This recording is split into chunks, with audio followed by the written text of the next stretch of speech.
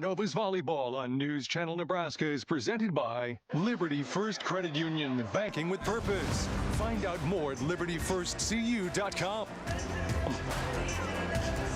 The sun is setting on eastern Nebraska and the Missouri River just beyond the CHI Health Center, where tonight it is volleyball night in Nebraska. The Omaha Supernovas and the Orlando Valkyries. It is Luck of the Novas night. Everybody's wearing green here. We're celebrating St. Patrick's Day just a night early. I'm John Baylor with the Olympian here, Nancy Metcalf. Now look, 4 teams in the Pro Volleyball Federation, Nancy, make the championships in mid-May. Orlando is number 5 right now, second in the league stands. Omaha, there's a lot in the balance this evening. I agree. I think Omaha's coming back tonight. They're going to be really motivated after getting beat on Thursday night. They want to come out and win and play well.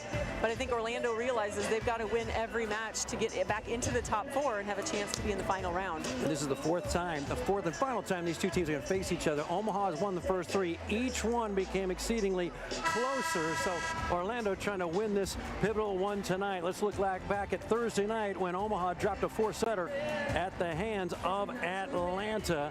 And Brooke Nuneviller, 9 kills in this one. And Kristina Vuchkova, she was productive in the middle, Nancy, but everyone needs to contribute because they've got to find more kills.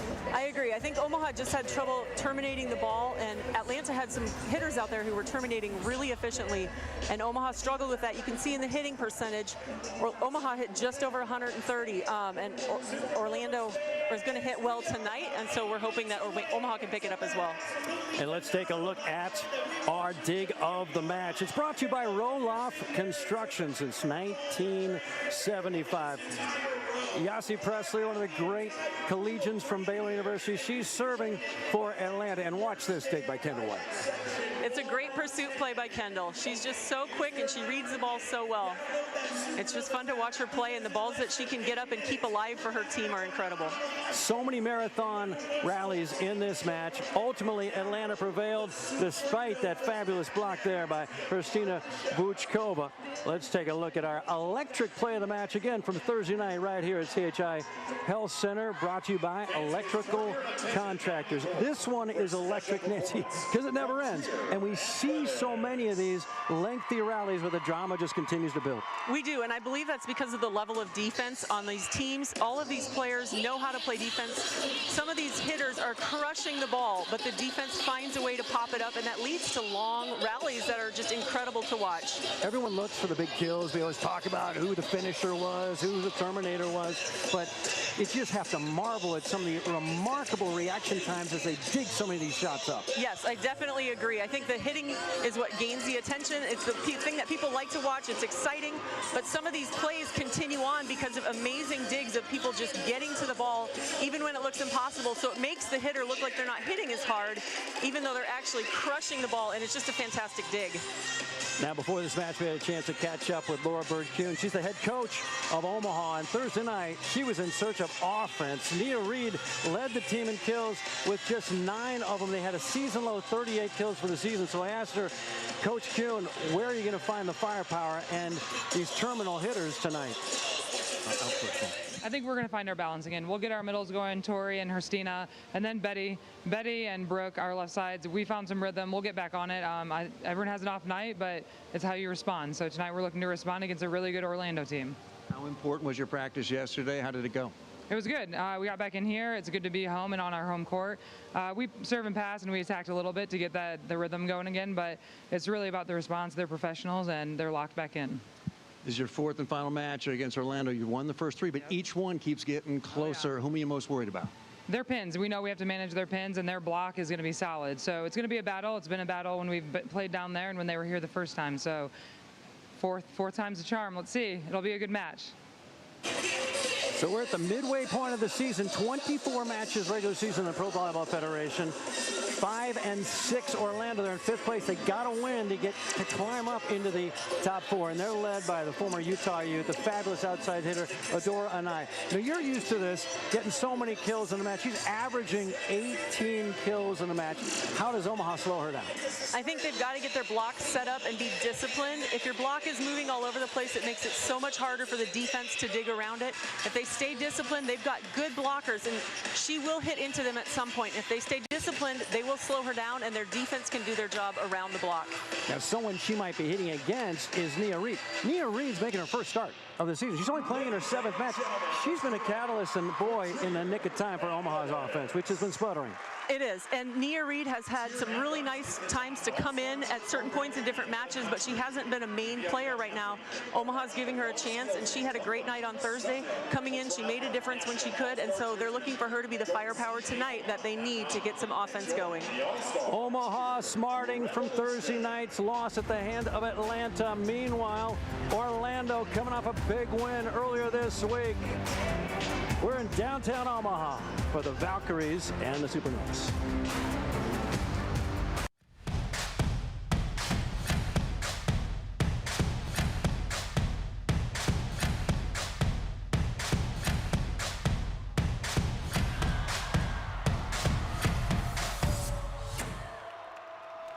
Fans are so excited, she decided to join Atlanta Vibe. 10th year as a pro, signed in July, activated February 14th. She got 25 kills in her opening match, coming out with the bang. Back set and across court, side out on a Lasariva. First touch, making an impact in her home debut. Double change of speed, right over the double block, Lasariva. I think Ana Lasariva's making some fans fast in her home debut. New home on the horizon? Loan it to own it. Need a new car to keep you moving? Loan it to own it. Looking for a new adventure? Loan it to own it with Liberty First Credit Union. Liberty First Credit Union is there for every step of your journey. Anyone can join to receive low payments and fixed rates to help get you through every new milestone. When you're ready to own it, loan it through Liberty First Credit Union. 6 of Pro Volleyball Federation play continues again, and tonight's main event is Pro Volleyball. This is Pro Volleyball right here, a power swing. Thomas Ilara. Jose, back row brilliance.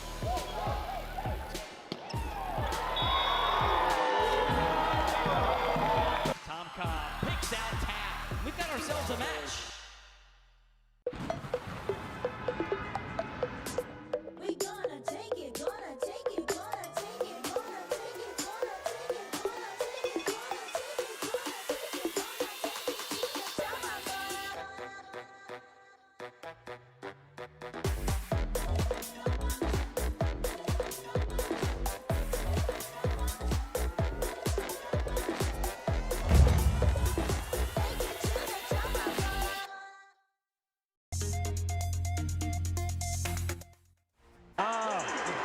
Beauty of downtown Omaha. CHI Health Center right next to the Gene Leahy Mall and the riverfront adjacent to the Missouri River. The eastern boundary of the state of Nebraska divides it between the Cornhusker State and Iowa, and a huge throng anticipated tonight. We could be setting yet another pro volleyball record for attendance. The current record is nearly 12,000, a little more than 11,900. Well, together, Franklin Sports and Pro Volleyball Federation are shaking up the world of volleyball. Franklin is the provider of the real pro volleyball, the exclusive ball of the Pro Volleyball Federation, and the ultimate volleyball for our world-class professionals. You can get your Franklin Real Pro Volleyball today at franklinsports.com. Starters tonight for the host Omaha Supernovas, the setters Sydney Hilly, the libero Kendall White. Brooke Nunaviller is on the left along with Betty De La Cruz. They're the Supernovas. And on the right side will be Nia Reed. She gets her first start. Meanwhile, a surprise starter at setter as the head coach Laura Bird-Kuhn for Omaha. Surprise setter tonight, Nancy, for Orlando. It's going to be Carly Graham from Spring, Texas. She's a 3-time Conference USA Setter of the Year alumna of Rice. They've got great blockers, 2 6'4" middles, Michaela White and Kaz Brown. Their Terminator, Adora Anai. But boy, Jill Gillen, she's only 5'7". She'll jump out of the gym. She'll also play on the left side. And China Joseph, the great Florida Gator, will be there on the right.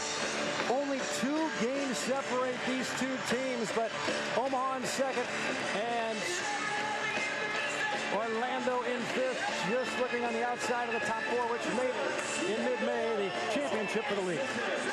That's right. They're both good teams. They've got some great players. It'll be a fun match. I know both teams are ready to play their best, and hopefully it'll be some great volleyball.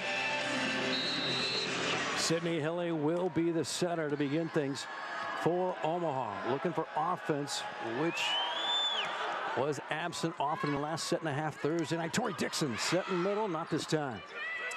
Shaina Joseph gets blocked, lands wide, point Orlando. Good line, Joseph. Serving the 9, Michaela White. Shaina Joseph, she's a member of the Canadian national team. Here's M.K. White, James Madison Duke in college. Betty De La Cruz, great pass. And the dump works for Sydney Hill. We see that so often. Setters elect to attack early to make the defense start thinking a little more. I think it's a smart play by Hilly. I know it's hard for setters to determine when they should dump and when they need to set a hitter, but a lot of times it can throw off the defense, and if they can make the defense and the block start thinking about them early offensively, it can help their hitters a lot. Sydney with a kill already. She tried it 5 times on Thursday night. 0 for 5. Betty De La Cruz, most aces, 21 in the league, but that one into the net. 15, Shaina Joseph. Shaina Joseph grew up in the capital of Canada, Ottawa. Sydney Hilly Dixon has to short arm it, nearly drops. Adora Anai, she can attack from anywhere. She's a good attacker. She's hitting that ball high. The Omaha block was not quite closed, and it's moving around. That makes it tough for the defense to set up around. We can see the replay here. Orlando getting the dig up, going right to the pipe, and she goes right through the hole in the block. If Omaha's block can close that up, they will get her. Orlando's setter Carly Graham just playing in her 3rd match. She got 3 sets of playing time Monday night in their win at San Diego. That one went 5. Brooke Nunaviller, she does it all for the Supernovas. Jill Gillen, the Arkansas Razorback. Betty De La Cruz, great up by the libero, Georgia Murphy. Nunaviller tipping, nearly drops. She's attacking over the setter. Nia Reed's first swing. In system. Gillen gets blocked. Nia Reed, Tori Dixon. 3-2 Orlando. Nia Reed making a great play on that. That was such a fast tempo set from such a close distance, and she took a quick step close, gets up and over, is able to block it right back in the face of Orlando.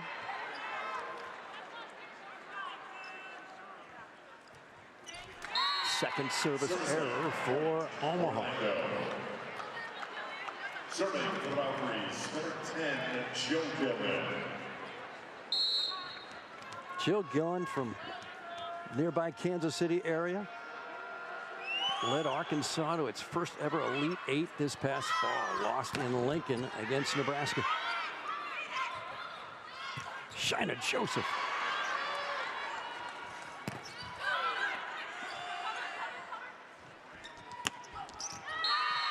Adora Anai, she's got all the shots. She is showing some good range there. That's a sharp cross court. She wasn't even tight to the net. A lot of hitters can't hit that sharp unless it's closer to the net, but she's got great range and she shows it there. Omaha has defeated Orlando 3 times this year, 3 for 3. This is her 4th and final match against each other. Now a service error committed by Orlando, 2 for Omaha, 5-3 Valkyries. A lot of folks pulling out their Norse mythology textbooks to understand and learn what a Valkyrie is. A woman warrior, Norse mythology. Big block. Vuchkova. You see Vuchkova getting involved early, getting over the net. She does such a good job of getting to the hitter and reaching over into their side of the net. 2 of the best blocking teams in the league. Vuchkova's 6th highest number of blocks in the league, and she missed the first 3 matches. Orlando the kill from Shaina Joseph. 6 for Orlando. Another swing. I like seeing how Shaina takes that ball the different direction. She's gone back towards the left side of the court a couple times. She comes back to the right side that time. That's good range also. Starting her 2nd consecutive match.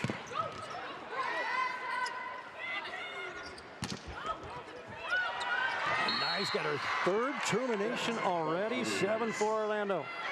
We knew Anai would be a difference maker for Orlando, and she's showing it early on that ball. There was actually a pretty good touch by Omaha, but the back row players crisscross, and I think Kendall White was there if Betty didn't reach up and touch it. But when you're going for the ball, you don't know who's behind you. Just a tough play.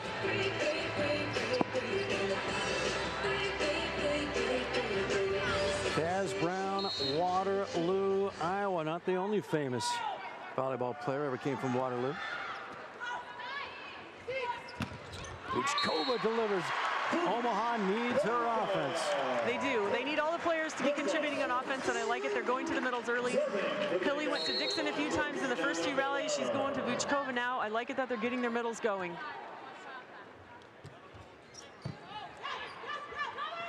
Graham a low set. MK White still muscles it through.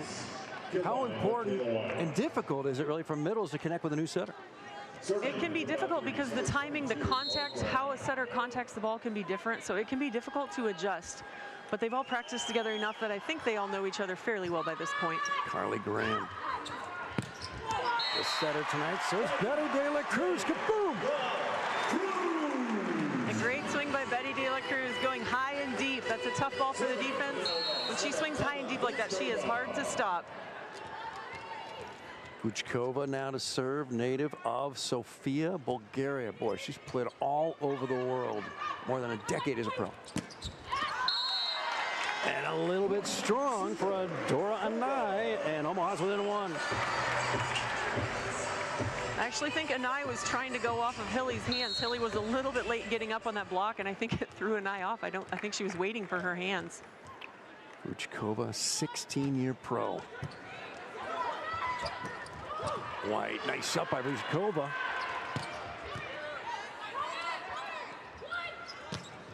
Jill Gillen, just low. We're tied up in Omaha.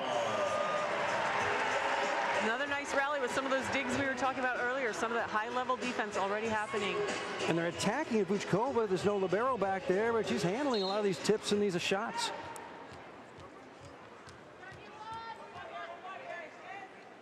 Vuchkova, one of 3 moms on the Omaha team. Shauna Joseph gets blocked. Betty De La Cruz. Is Betty's offense better than her defense, or is her defense better than her offense? I am not the right person to ask. I don't know. I think she does both things well. You can see that time she just does a quick step and pops over the net, and her hands are right at the level of the net, and she's able to stuff it right back down. With her blocking acumen, she may be a candidate to play right side. Stop the other side's big, powerful outside hitters. Back row block against Orlando. It's suddenly all Omaha with 4, make it 5 in a row. Yes, that started with a tough serve from Vuchkova, which leads to the overpass. When Tori Dixon attacks that, the Orlando setter cannot jump up and touch the ball above the level of the net, or it's a back row attack. Smart attack by Tori. Good look at the head coach, young head coach of Orlando, Amy Polly. After 5 straight Omaha points, she'll talk it over, stop the music. 10-8, Omaha at home. Our day has dawned. A new horizon is upon us. Inspired by the many who came before us, together on a path to achieve something extraordinary. Do you hear the groundswell? We are at the forefront of a revolution. Empowered, inspired, together. We didn't get here alone. This is our responsibility. We are creating a new major league on the greatest stage volleyball has ever seen. Pro Volleyball Federation is real pro volleyball. Now is our time. Communities will come together. History will be made. We are one. Today, we are inspired. Today, the light shines on us. Today marks the beginning of the next chapter. And we're writing it together. Rally with us!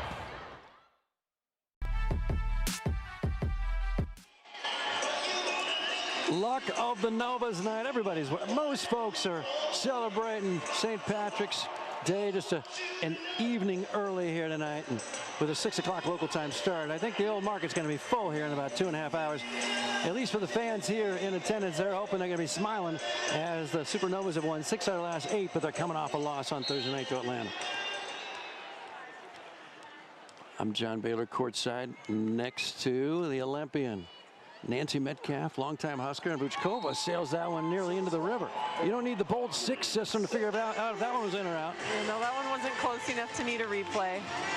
Sometimes that happens. Sometimes we just catch the ball wrong as players. Tonight's score bar, right there at the bottom of your screen, is brought to you by Liberty First Credit Union. Banking with purpose. Find out more at libertyfirstcu.com. Sydney behind. Big swing. Tori Dixon, kaboom! Hilly again going to the middle, keeping them involved, getting them going early. I think that's a great strategy, especially knowing how Omaha was lacking in the offensive power last game. I like it that she's getting them going right away now. What a pass by Nuneviller on that one. Adora Anai, second in the league in aces. Not that time. MK White block back. Shanna Joseph, great up by Kendall White. Nuneviller, no. Anai drops it off the block and down. 11-10 Omaha here in the first. Some nice recoveries on that play by both sides, but Anai able to just kind of bobble it off the block almost, and it falls on Omaha's side. Saturday night volleyball in Omaha. 7-4 Supernovas hosting the 5-6 Orlando Valkyries. Shanna Joseph. Oh, block back. And you know, Adora Anai is thinking, I could have handled that one, and somebody reached out. Shanna Joseph, somebody reached out and deflected. Well, that's why we tell the young kids when we're coaching them, you have to call the ball. You got to talk to your teammates because they don't have eyes in the back of their head. But sometimes that happens. It's a scramble play, and everyone's going as quick as they can, and that just happens. A couple blocks already for Omaha. Overpass, Tori Dixon, bang. 3-point Omaha lead. Another nice awareness play by Tori. She turns at that time back towards zone 5 because she can see Diggers right in front of her. It's just really nice court awareness. What's happened to Orlando? 8-5 Orlando, now 13-10 Omaha. 21 service aces leads the league. Not that time for De La Cruz. Graham feeds Gillen, just 5-7, nearly drops it. Free ball. Oh, results in just a tip.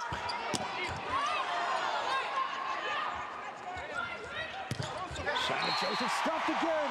3 bucks already tonight for Omaha. Dixon's got a couple of them, 14-10. Another great long rally by both teams. There's some scramble plays there. Hilly made a really nice play, seeing that no one was going for a third ball and got it over the net. Omaha doing a good job being disciplined on the block. They've got to continue that. Dixon, number 2 in the league in blocks. She's got 32 of them. There's De La Cruz trying to get her league-leading 22nd ace. Nearly. The air raid. Joseph goes over the double block this time and keeps it in and drops it. Nice ball control by Shanna there. Shanna Joseph just hits the nice high arcing ball, but she's got great ball control to bring it back down into the court. Boy, that set came from behind her. That's a really tough angle for a hitter to attack from that way. Especially a right-hander. If you were a lefty on the right side, that would have been a little easier. It would have been easier for me, yes. But for a right-hander, that's a really difficult angle, so it's impressive. Good job by her. Ajani Teeler checks it. So we got a double switch. Ajani Teeler, the great Kentucky Wildcat, checks into play right side. And here's the setter we thought was going to start tonight. Wilma Rivera, Puerto Rican national team player, finished up at Louisville. A lefty, tough server. 3rd highest aces in the league. Wow. Gillen, yes. 14-12. Boy, those lefties are tough to pick up. Nuneviller. Why do they keep targeting her? She's passing nails right now. She is passing really well, but I think they're just looking at it and thinking what's the best option. And right now, Nuneviller's got to get to the front row and attack, so they're probably trying to take her out of rhythm for attacking. Such a tough lefty serve. In. We might be going to the videotape. It's well in. Wow, this memories of Micah Hancock bouncing in my head right now. Yes. What a serve. Rivera has the same kind of a ball that comes up and just drops at the end. That is a weapon. Gillen tipping. Ooh. Nuneviller with a donut. She finds it. The bakery's open, 15-13. That was a great play on the Omaha side. They touch it with the block, but pick it up off that touch, which was a nice reaction play. And then Nunaviller with just a really nice controlled shot. What an assist by Tori Dixon. You got to do it all. Now she'll serve. Low set. Great pancake. Bring out the spatula.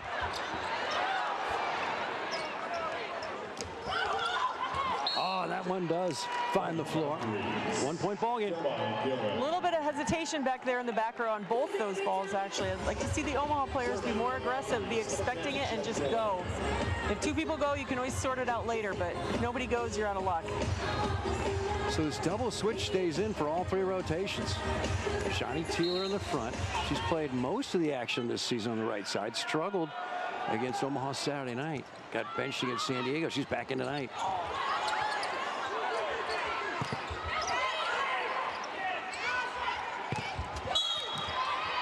Net violation. Boy, Johnny Teeler, Kaz Brown. That's about 13 feet of combined humanity. They blocked it twice, but couldn't get it the third time, 16-14. They are a big block, and I think that Nunaviller is doing a really good, nice job hitting against them, keeping it high, not just pulling it down into the bottom of the block.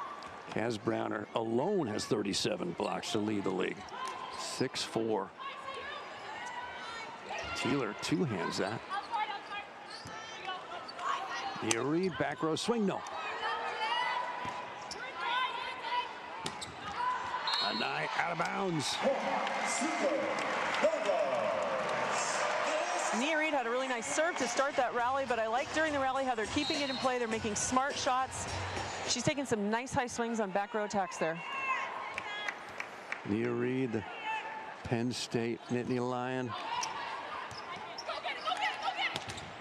Adora and I block back, covered again. In the antenna, last touch by the attacker. Anai, point Omaha. Anai is really trying to use Hilly down the line. She's done several times trying to get Hilly's hands. There she hits into the antenna. I think she's really cognizant of the fact that Hilly's the front row blocker, and she'd rather hit over or into Hilly than into Vuchkova. Anai struggled Saturday night against Omaha. Hit just 120. And an ace. Nia Reed coming through with the ace. What an addition she's been. This is just her first start. She's only playing in her 7th match. She is using her opportunity well.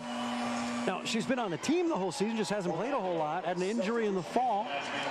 Yes, Coach Bird mentioned that for the first part of the season, she was still kind of struggling to get back to full strength and full speed after her injury, so they weren't using her as much for that reason. But now that she's had the opportunity, she's doing a nice job with it. Paula Sirome comes in, and she gets served. Nice pass. Teeler, kaboom! 4-point ball game. Great sharp cross-court shot by Teeler there, going inside the block to the front row attacker for Omaha. Sydney Hillian, 2021 national championship for Wisconsin, 4 decorated seasons prior as well. Nunaviller just wide. 1916 Omaha. Nice swing, just missed it by a little bit. That happens sometimes too. Brooke knew it, she kind of smiled. She was unstoppable Saturday night against Orlando, 20 kills. Vuchkova running the slide, beautiful. It looks good, they've got a good connection. Hilly's still going with the middles often, and I like that. She's able to use the outside hand there.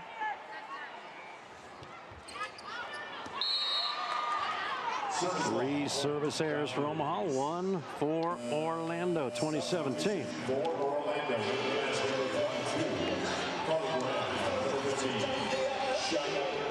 That was number 4 for Omaha. And there's a good look at Carly Graham. We'll see if they're going to keep running this 6-2 offense as Joseph back into play front right. And Vuchkova delivers another. Another good swing by Vuchkova. She does such a nice job when she's going behind the setter of turning it off hands, using high hands, finding the block, and not just hitting it down into them. And she adjusts so well. Wherever the set is, she'll make it work. She does. She does a good job of getting her quick last step right to where the ball is. Vuchkova gets a breather. Paige Briggs checks in, serving specialist for Omaha. Played a couple matches early in the year when Brooke Nunaviller had an injured ankle. Ooh, service error. 5 service errors first set for Omaha, Nancy. That's difficult to overcome. Well, it is, and it's uncharacteristic for them to have that many service errors, but I do believe they're just trying to go out there and serve aggressively. They know the hitting, attacking power that Orlando has, and they've got to serve tough to keep Orlando from just having an easy ball every time. Adora Anai, 13 service aces this year. It's a tough jump serve into the net.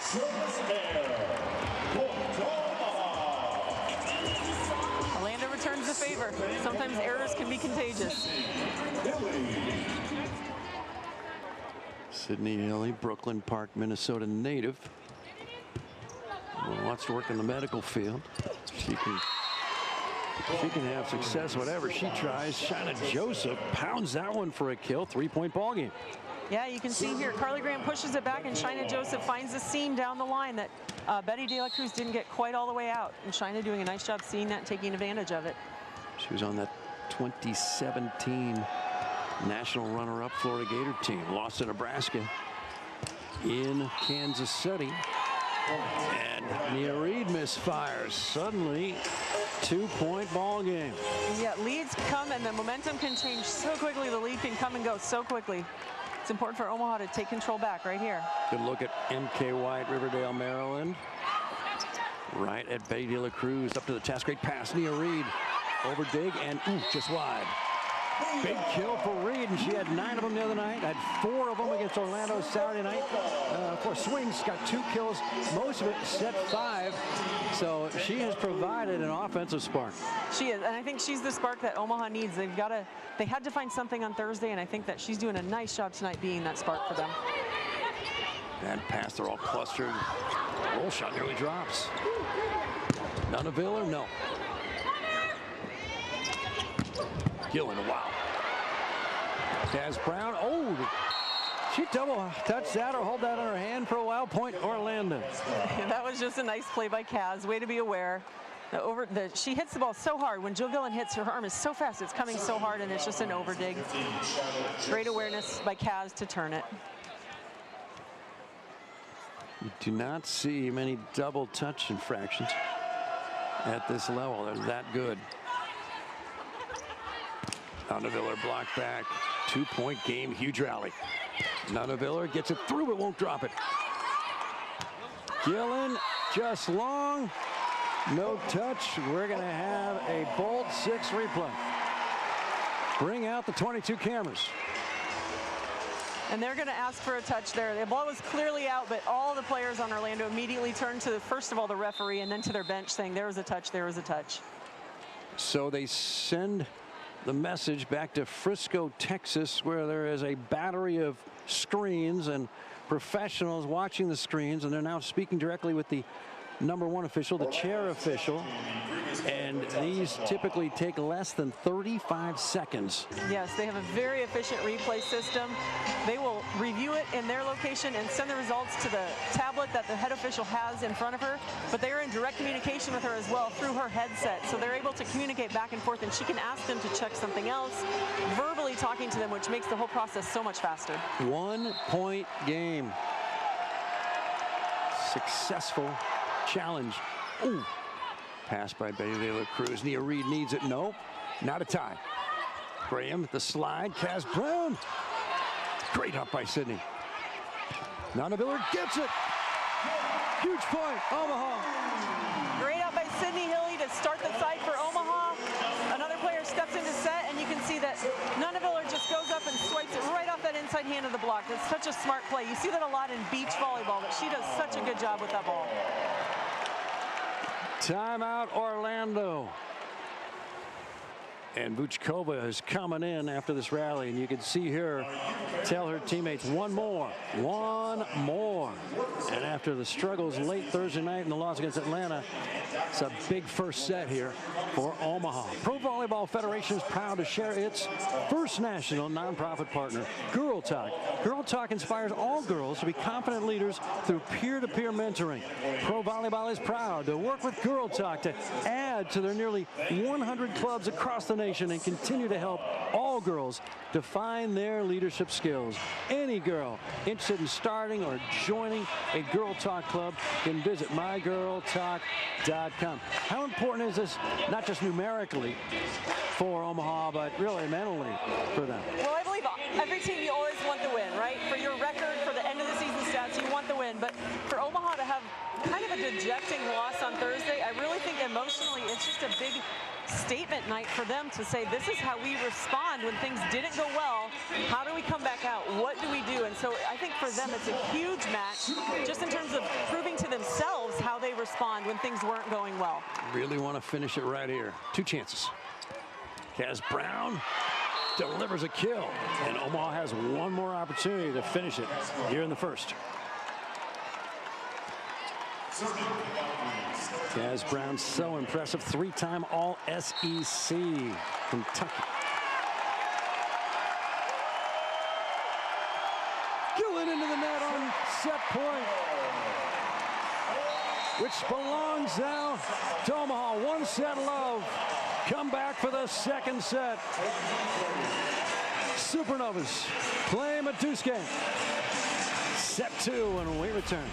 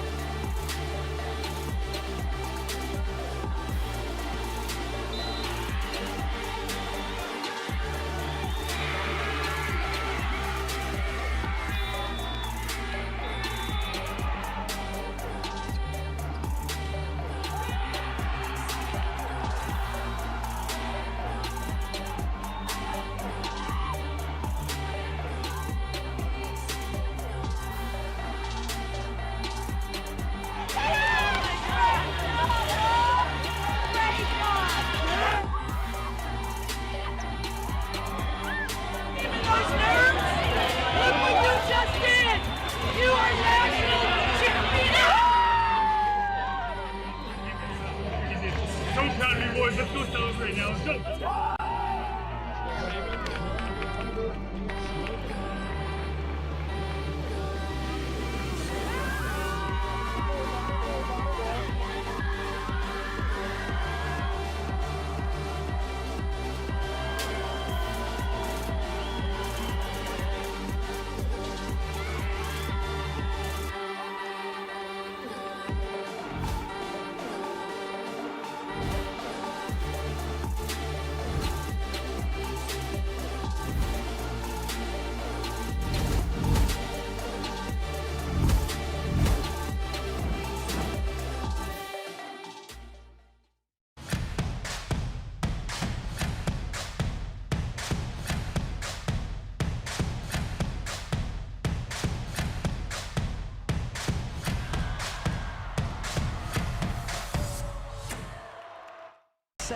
This season, 2-7 in deuce games, 2-pointers, and they had more kills, Nancy, and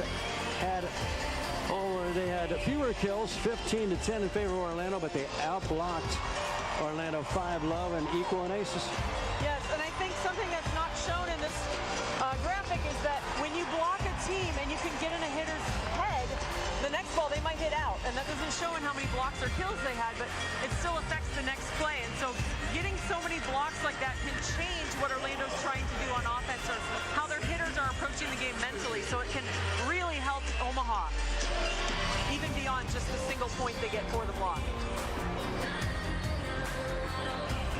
Both teams begin the second set as they did the first. Same lineups. Adora Anai gets blocked back. Center dump. Carly Graham not quite.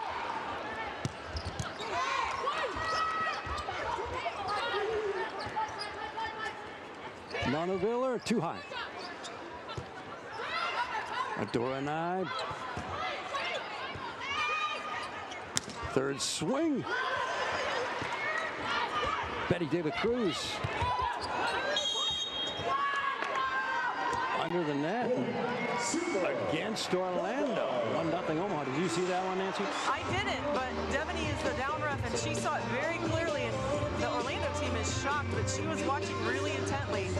We're kind of behind the standard right here, so I can't see the line under the net at some points, but they disagreed with that. Amy Pauley, the head coach, not happy with that call. She was an associate head coach at USC, former head coach at University of Alabama Birmingham. Yep. Her foot was definitely under. It's a great call. Graham peaks, sets behind the slide. Brown, dug by Nonaviller. De La Cruz, kaboom! That's the Betty De La Cruz Omaha is looking for. It's good to see her coming out and get some firepower. In her last 5 matches, she has hit under 200. That's after starting the season red hot. 3 of her first 6 matches, she hit over 300. And it is. Right in front of an eye.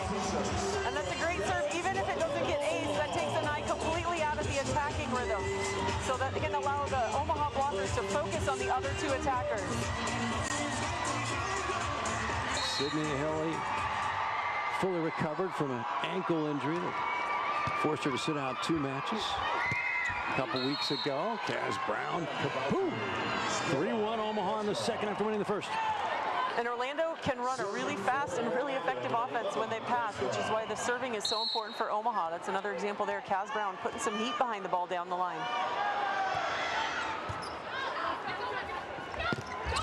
Tori Dixon. Nia Reed bangs it to the deck.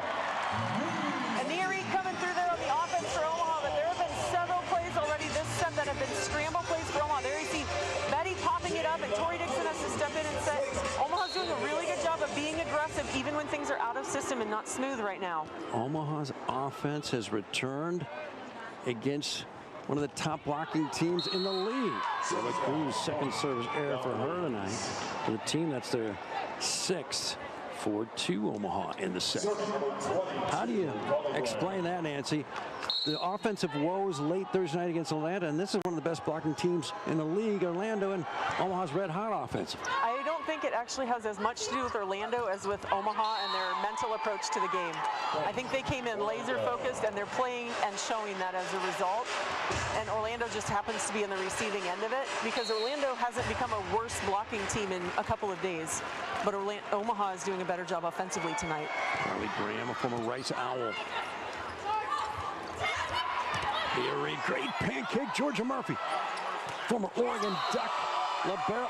Shina Joseph is walking around and bumping bodies. 4 apiece. That is a heavy swing coming from Orlando.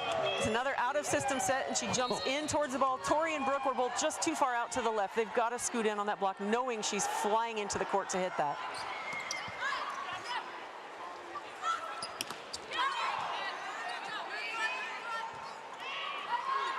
Joseph blocked back this time. Cover.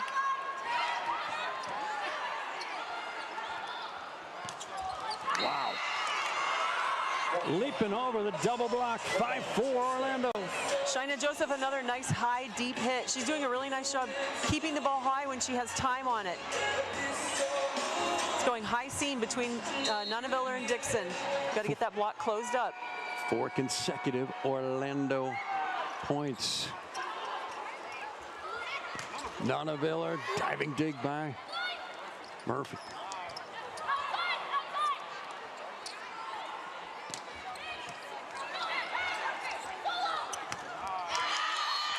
Aurora 9 muscles that one through. 5 in a row for Orlando. And that's another nice rally by both teams, going back and forth with some nice digs. Omaha's block just was not over the net there. And it's a pretty quick tempo that they're trying to catch up with on the block.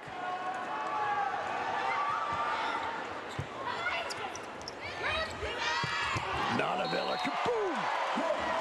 That ends the 5-point run. I love seeing that play. It gets Nonaviller moving around. It makes the block have to kind of chase her and pay attention. She's able to get inside, and they don't realize it until it's too late, and she's coming inside past them and is able to just crush it cross court. So little time between rallies. You got to be in shape.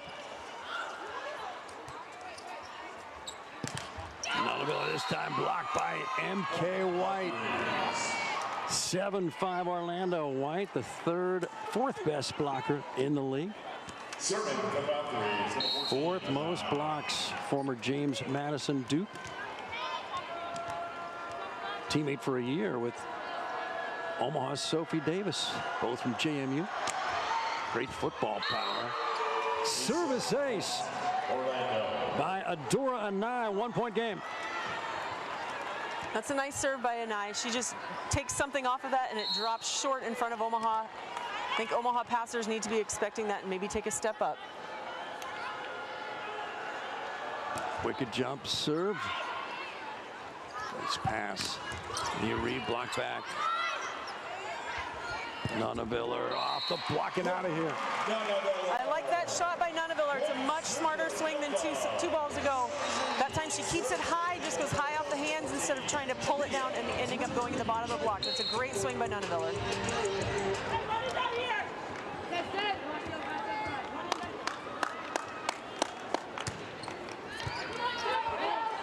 Georgia Murphy, poor pass. Gillen can only roll shot. A great chance for Omaha to get within one. Joseph blocked back.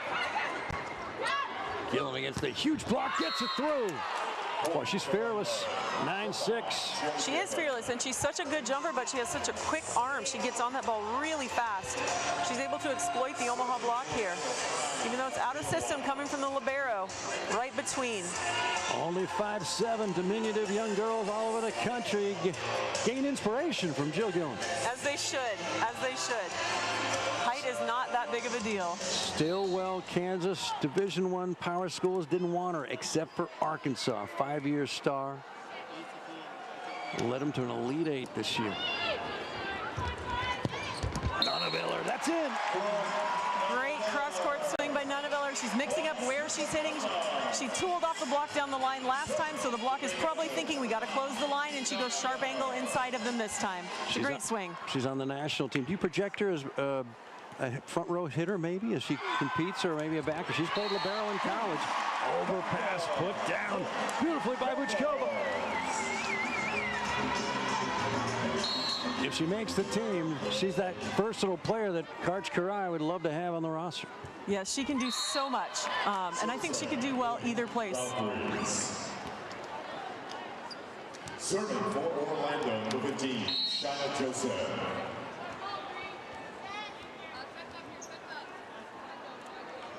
Shana Joseph pushes it. Nice pass by Nonaviller, gets it back. Overdig shot here. Oh, they're going to set up the offense.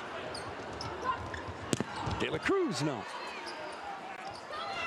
Shana Joseph, a miss hit. A rare miss hit, 1-point game. Nice rally. I like the control by Vuchkova taking that overpass. It was so high, and those can often be hard to time for hitters. Hard to see the block when you're looking so high for the ball, so I think it was a smart play by her to just take it and start the offense off. Here's Vuchkova, who's played in Italy, Bulgaria, Azerbaijan, Turkey, China, and Omaha.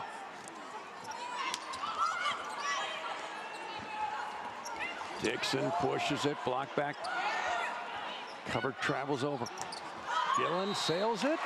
Any touch? No. She was definitely going for the block there, but just not able to get it. Some nice pickups on the Omaha side to keep that rally going.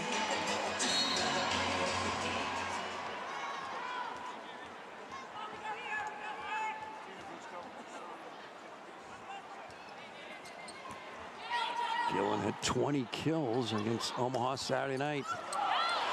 Wow.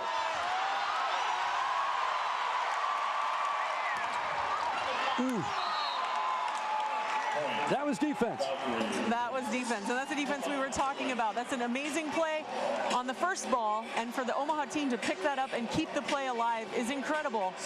You can see the effort here by multiple players diving for the ball, just trying to keep it alive, and Orlando is able to capitalize on the free ball.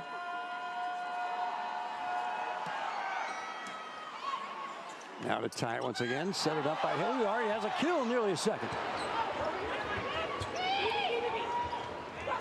Dixon off the block and out. 11 apiece, set 2. Omaha won the first. Nice play, good communication there. Dixon calling everybody off to take the free ball herself, and Hilly going right back to her, saying, I know you're in rhythm because you passed the ball. Dixon, the 10-year veteran of the U.S. national team, gets the kill from Hilly, who now serves. Kaz Brown delivers. Another great sharp angle cross-court hit by Kaz Brown. That's a tough ball to defend. The Omaha right front needs to come off and be ready to play that ball. Waterloo, Iowa. Who's the other great legendary player from Waterloo? Logan Eggleston. Ah, yes. 2012 Texas national champion. Nice swing by Nia Reed out there on the outside. Getting to the ball and putting some heat on it.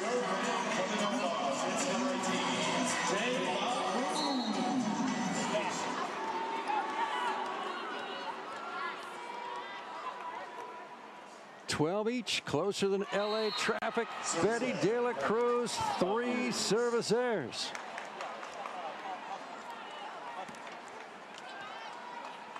Looking for her first ace tonight. A little bit feast or famine. For her, it's usually feast. Yes. Carly Graham. Have not pulled the double switch yet. Set 2. Tori Dixon, kaboom! Nice play by Tori Dixon. They're moving with Hilly. Hilly goes forward, and Tori goes right with her and cuts it around the block. It's a great swing by Tori to turn that ball. What's that set called? I would call it an A. I don't know if they call it that or not. That would have been my guess. Typically an A is the fast ball right behind the setter. 14-13. Shannon Joseph knows one speed. Bang. Just crushing. She is bringing the heat. As we expected. We knew she would come in swinging hard. Adora Anai, Hawaii native. She was first team All Pac-12 as a freshman at the University of Utah. Vuchkova, kaboom! Hilly right now is having a good tempo with Vuchkova. She's going really quickly, and the block is not getting up quick enough to be there with her. A lot of green in the audience tonight. Luck of the Novas evening here in Omaha. Night before St. Patrick's Day. Into the antenna, last touch by the attacker, Jill Gillen. Boy, it looks like she's laboring. She's trying so hard because she's got about 13 feet of combined humanity in front of her. Yes, she has a big block, but Hilly's down the line right now blocking against Gillen, and so I think she's trying to get to Gillen and hit over her. Back and forth, Omaha hosting Orlando. One love, Omaha, we're in the second.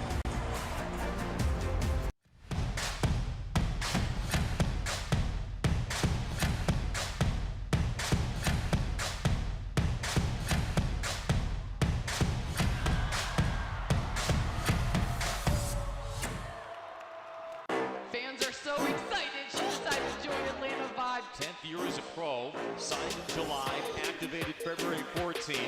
She got 25 kills in her opening match, coming out with the bang. Back set and across court, side out on Lasariva. First touch, making an impact in her home debut. Double change of speed, right over the double block, Lasariva. Out of Lasariva's making some fans fast in her home debut. Set 2 in Omaha. 1-point ball game, the first set belonged to the Supernovas. USA Volleyball is a proud partner of the Pro Volleyball Federation with more than 400,000 members nationwide. USA Volleyball is committed to supporting the volleyball community and growing the game. Learn more and become a member at usavolleyball.org. You can see the huge crowd here today in this CHI Health Center. Capacity just a little more than 17,000. Well, the record record has been set twice for an indoor pro volleyball match in this building already this spring. 11,624 opening night, January 24th. And then right here against Orlando on the 18th of February, 11,918. So that's the number, 11,918. Can we get to 12,000 tonight? It's going to be close. China Joseph. Kill for Nia Reid. Great swing by Nia Reid, going high off the hands of the block there. She's taking some really nice swings tonight. I like the way she's playing. Tonight's score bar at the bottom of your screen is brought to you by the Aurora Cooperative. Go green with E15 and fill up at your nearest A stop today. St. Joseph, this time she does tip. Fooled everybody in the county. And I think that's a smart play by China Joseph. She's been hitting so hard, and right now Omaha's keeping everybody back because she's been hitting sharp angle and down the line. So she knows that that area behind the block is going to be tough for Omaha to get the ball back up. Expected the express, missed the local. Kendall White does it all. All right, she's got the towel ready to roll. She's wiping up things on her own. She's directing the defense. She's always talking, too. She wants to get paid by the syllable out there. She would love that. She is such a good communicator with the team and just keeping the team organized, making sure everybody knows what their responsibilities are. MK White, 6'4" middle with a big dig. And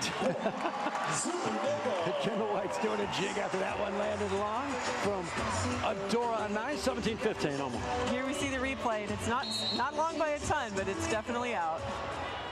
There's no faking, like I didn't touch it, I did touch it. That's because the camera tells the story. Right, and that has definitely changed over the years. Before this kind of a system, players would touch it and turn around and shake their hands and say, no, no, no, no, because if you could fool the ref, you'd get away with it. That doesn't happen anymore. It's tough to fool an inanimate object. Kaz Brown makes it a one-point ball game. Here comes that double switch. Now you're probably asking, why don't they do this every time? You can't. You only get 8 subs. That's correct. In professional volleyball, you can only sub in and then out again one time. So for the double sub to come in, they can get an opposite hitter through the front row and the setter through the back row. And once they leave the court again, they may not enter anymore that set. It's a little bit different than in college here in the U.S. Wilma Rivera has an ace already. Nearly gets another. Timing's off. Gillen gets dug. Kendall White. De La Cruz gets blocked. Kaz Brown. We're tied. It's a nice block setup by Orlando. They're reaching over the net all over the ball for Betty De La Cruz. Brown leads the league in blocks. Wow. 6-4. De La Cruz, 6-2. Brown might have been guilty of reaching over. No whistle. Teeler blocked back. Gillen again. Get her ice for her shoulder. 18-17 Orlando. Gillen again swinging so quick with that fast arm, just a whip of an arm down the line. She's doing a great job of seeing the block setup. Hilly there inside, opening up about a foot of line, and Gillen sees it and takes advantage again. Gillen gets 45 to 60 swings a night. Tonight, no exception. You're somebody in your playing days 20 years ago, Nancy, would every night get at least that many. How does your shoulder feel after a night like that? Honestly, I don't believe she feels it any more than any other night. You just get so used to doing it every day. It's just what you do, and it's normal. And they train so hard. These women train so hard and so consistently that I believe she's in great shape and ready for it. Rivera, service error. We're tied at 18 in the second.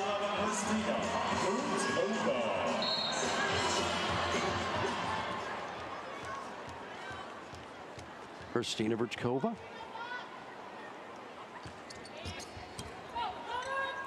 Bad pass. Only choice outside. Nearly a kill out of system by Gillen. Great up by Nunaville. Effectively a free ball. Great chance. Rivera to Johnny Teeler. Great block touch. Nunaville tipping to the donut. Not quite. Another free ball. Georgia Murphy quietly playing a great game at libero there for Orlando, but net violation against the Valkyries. 19-18 Omaha. Yeah, Georgia Murphy's been doing a really solid job on the side for Orlando. She's been passing well. She's been getting some nice ups against some really nice hits from Omaha.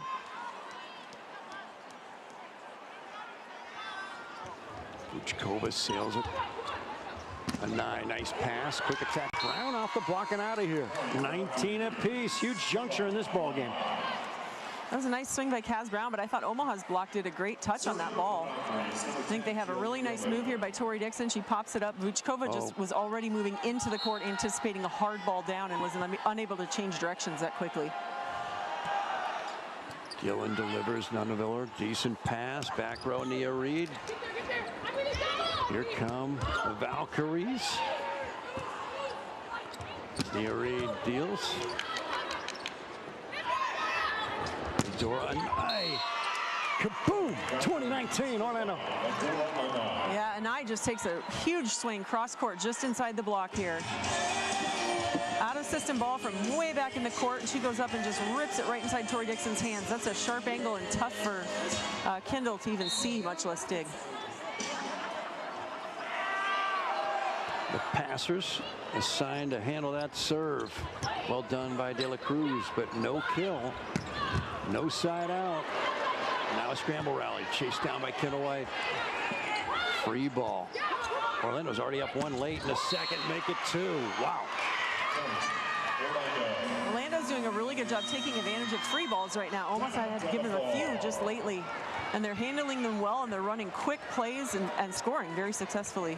Omaha led 17-15, now trails 21-19. We're late set number 2 after Omaha won the first set, a deuce game. Well, tonight's scoreboard there at the bottom of your screen. The score bar is brought to you by Aurora Cooperative. Go green with E15 and Philip at your nearest A-stop today.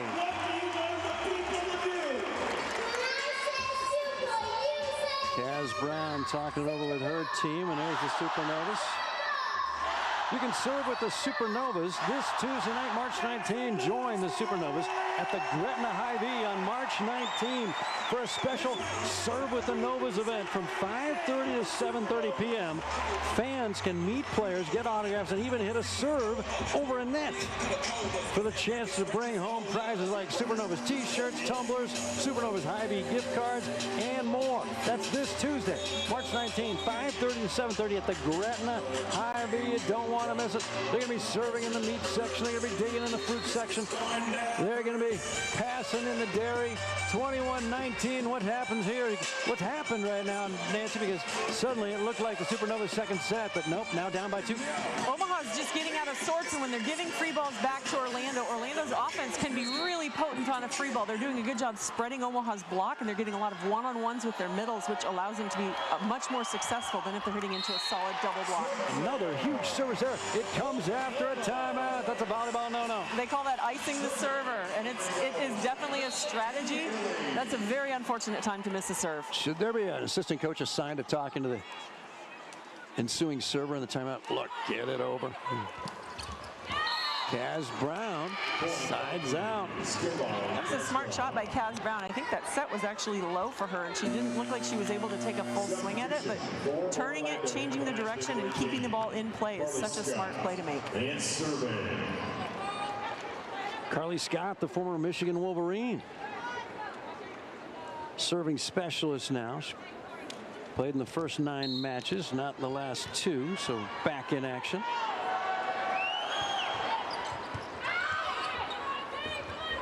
Nia Reed needs it, gets it.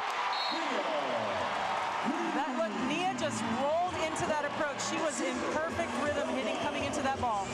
You can see her rolling in, hitting, and just cross court right at Carly Scott. She's listed as a right side hitter, but Nia Reed looks really comfortable there on the left. She does, and I think she's probably very comfortable out there as well. Now to tie this, Betty De La Cruz had an ace on Thursday night, easily in front with a league-leading 21 service aces this year, and nearly gets one there. Now a chance to tie it. Nunaviller out. No touch. Ooh. Just wide. That's a great swing by Nunaviller. She's going for the sharp cross court. I really liked Hilly's play off the block touch there. She made a great play to dig that ball up. Kendall White exhorting her team. Johnny Teeler. The serve. Now Nia Reed. MK White, and a commanding 3-point advantage for Orlando. Timeout Omaha. Orlando's going to have 3 chances to finish off the second set after Omaha won the first. 4th match, Nancy, between these two teams. None has been a sweep. The first one was on the 18th of February right here, 3-1 Omaha. The second was a week later in Orlando, 3-1 Omaha. But 2 of those sets were deuce games. And then last Saturday night, 3-2 Omaha. And 15-6 Omaha in the 5th, jumping out to a 5-love lead. It wasn't even close in set number 5. But Orlando's just getting better. I mean, all these teams are different now than they were a month and a half ago when the season started. But Orlando looks like a team primed to make a run and surge in this league. Yes, that's absolutely true. All the teams are gelling more. Their players are getting to know each other. But as that happens, they get to know the other teams as well. So Orlando is now better prepared for what Omaha's bringing, and vice versa. But I agree. I think Orlando is a better team now than they were, and every match has been tough. Even the 3-1 matches, none of them were easy for Omaha to win. And so I think they have to expect a battle every time they step on the court, and tonight is no exception. 24-21 Orlando with 3 chances. There's a Johnny Taylor.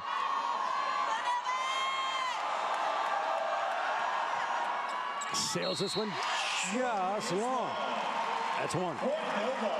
I think that's actually a really good time to go for a tough serve. You're up. You got 3 shots at set point. Go for a tough serve.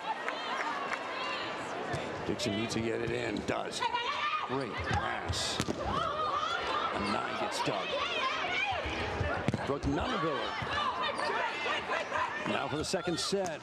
Adora 9. No. No libero in there for Omaha. Nunaville tipping. A nice 3rd try. No. Mia Reed, big swing. Johnny Taylor delivers the second set for Orlando from the back right. 25-22, Valkyries in the second. After Omaha won the first, 25-23. We're going at least 4 tonight. Stay right there. The president of the Supernovas, Diane Mendenhall, when we continue from Omaha.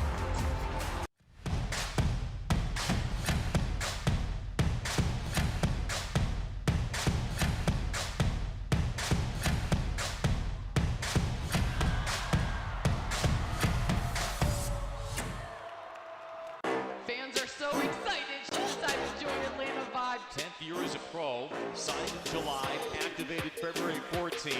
She got 25 kills in her opening match, coming out with the bang. Back set and across court, side out on a Lasariva. First touch, making an impact in her home debut. Double change of speed, right over the double block, Lasariva. I think Ana Lasariva's making some fans fast in her home debut. Looking like a baddie, I show up and make them stop. Wanna know my name so badly, cause I run this whole block. Gear up with the official Pro Collection apparel today. Available exclusively at renathletics.com and provolleyballshop.com. As week 6 of Pro Volleyball Federation play continues again, and tonight's main event is Pro Volleyball. This is Pro Volleyball right here. A power swing.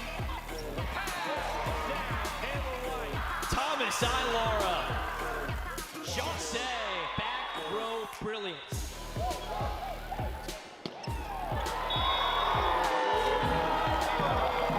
Tom Cobb picks that tap. We've got ourselves a match. We gonna take it, gonna take it, gonna take it, gonna take it, gonna take it, gonna take it, gonna take it,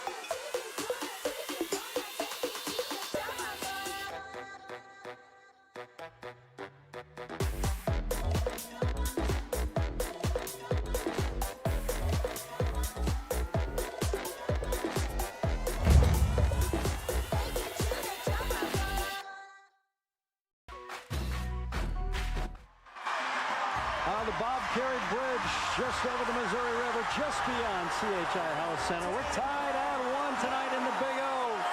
A lot of folks are wearing green. There's Nancy Metcalf, the Olympian. I'm John Bailey. Let's chat with the president of the Omaha Supernovas, Diane Mendenhall. Hello. Now, Diane, franchise, brand new league. Tell us about the marriage between the city of Omaha and the Supernovas franchise. Well, I think this is a perfect example of how good it is. Omaha has just come out in droves, as well as the entire state. When you think about it, we've sold season tickets in 9 different states. So people are driving from outstate Nebraska, from Iowa, from South Dakota, and Omaha has just opened up their doors. It's Mir Soccer is usually here every single match, so it's exciting and tribute to all of them. You're starting a brand new franchise. There's got to be a lot of surprises. What's been one of the biggest surprises? I think going back to just what you said, the fans. I think about our inaugural match, and in that moment with Atlanta, it went 5 sets. Not the result we wanted, but you could see in the 5th set, we wanted this city, this state to fall in love with this team. And by the end of the 5th set, they'd fallen in love with this team, and it's really their team now. Well, this might be a little bit redundant, but what's been your favorite part of this experience since joining the program and being a part of the growth they've gone through? What's your favorite part, Ben? It's definitely the players. And when you look at these women, and Nancy, you played overseas, you played in Europe, you didn't have this opportunity. And to see these women that they get to play in front of their friends, their families, their children, it's really exciting. And what's the Pro Volleyball Federation, Diane, trying to do to change the game, maybe even somehow improve this great game of volleyball with the speed of play and all these other innovations? The speed of play is perfect because of the technology upgrades that we have done as a league, bringing in Bolt 6, which that's the lines, calling the lines and the replays. So there's 10 cameras that are on the floor, and there's 12 in the ceilings and on the net here. And so you're seeing the technology that we see in Wimbledon with those line calls, and then just the clarity of the pictures. It's very clear, and it's quick and precise. So the average replay lasts about 30 seconds. If you look at that in the NCAA, it can go up to 10 minutes. The line calls are instantaneously. They go up to the iPad on the up official, and within 2 to 3 seconds, they know whether the ball was in and out. Fans love that. People are going to rush. They like the way in this culture. It's the speed of play, and you add in the 15-second clock on the serve, and we know people change the channels if there's a 30-second pause, so they're not changing the channels, and they're definitely not changing it in here. People don't even have time to tell you they don't have time. Meanwhile, why now? Why is volleyball, why is pro volleyball in this country for women having this moment? You know, the Pro Volleyball Federation is 12 years in the making, and the timing right now is perfect, and all the data shows us that. If you look at TV, the latest research they've done with ESPN, it's the 3rd most popular sport in college as far as viewership. You have football is number 1, men's basketball is number 2, and volleyball is number 3. And so right now there's a TV audience, the buying power, the purchasing power behind women's athletics right now represents $997 billion. So industry, the corporate, the people are ready for pro volleyball. That's Diane Mendenhall. She is the president of the Supernovas. That's Nancy Metcalf. She and I will be back right after this. We're going at least 4 tonight. It's tied at 1 set apiece in downtown Omaha. Stay with us. Our day has dawned. A new horizon is upon us. Inspired by the many who came before us, together on a path to achieve something extraordinary. Do you hear the groundswell? We are at the forefront of a revolution. Empowered, inspired, together. We didn't get here alone. This is our responsibility. We are creating a new major league on the greatest stage volleyball has ever seen. Pro Volleyball Federation is real pro volleyball. Now is our time. Communities will come together. History will be made. We are one. Today, we are inspired. Today, the light shines on us. Today marks the beginning of the next chapter. And we're writing it together. Rally with us! NCAA women's volleyball will never be the same. Students of the game will study this era for generations. But we're only getting started. Sign up for pre-sale, news, and more at ncaa.com/volleyball.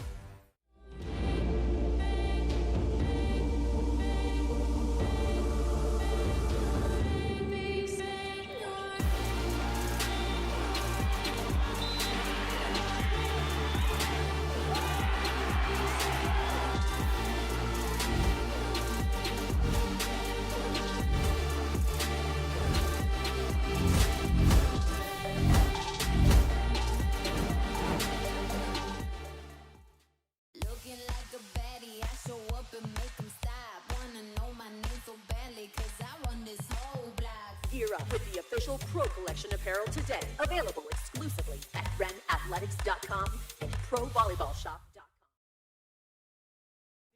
NCAA women's volleyball will never be the same. Students of the game will study this era for generations.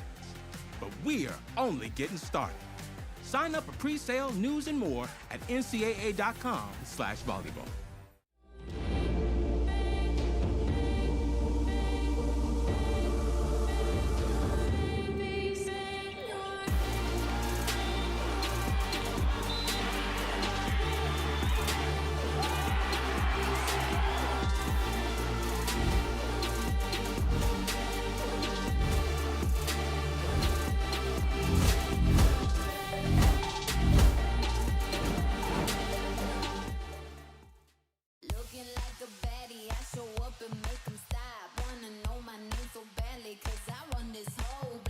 Gear up with the official Pro Collection apparel today. Available exclusively at realathletics.com and provolleyballshop.com.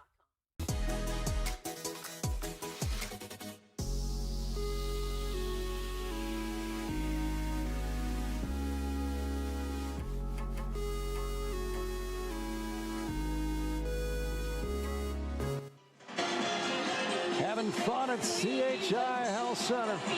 One set each, Orlando and Omaha. Well, together, Franklin Sports and the Pro Volleyball Federation are shaking up the world of volleyball. Franklin is the provider of the real Pro Volleyball, the exclusive ball of Pro Volleyball Federation, and the ultimate volleyball for our world-class professionals. You can get your own Franklin Real Pro Volleyball today at franklinsports.com. All right, Nancy, you've observed 2 straight sets. Omaha takes the first, Orlando the second. No surprise, it's always close between these two. Somehow Omaha's won the first 3. What have you seen? Well, I think attacking-wise, both teams have been fairly balanced.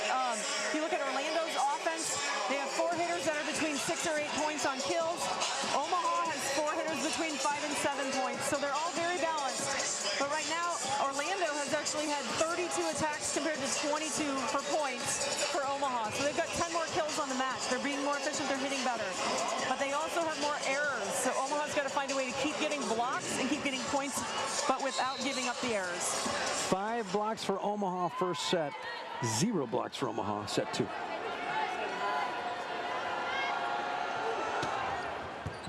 Adora nice serves. Kendall White good pass. Tip shot. Tori Dixon knocked down. Free ball. Results in an outside set. Nia Reed, no.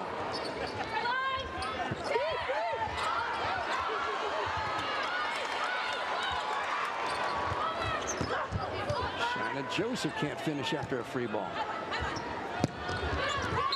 Cruz does. Boy, both teams had free balls, Nancy, and neither can terminate.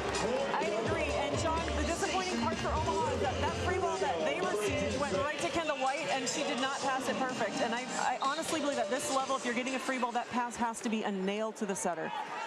Thankfully, Betty De La Cruz able to terminate, and Omaha wins the point. But Omaha needs to take care of the balls. Great pass by Georgia Murphy. She's been quietly playing a great match. And a kill for Shaina Joseph. That's a good high, deep corner swing by Shaina Joseph. It's between the 2 back row defenders, and it's just a great location to hit to.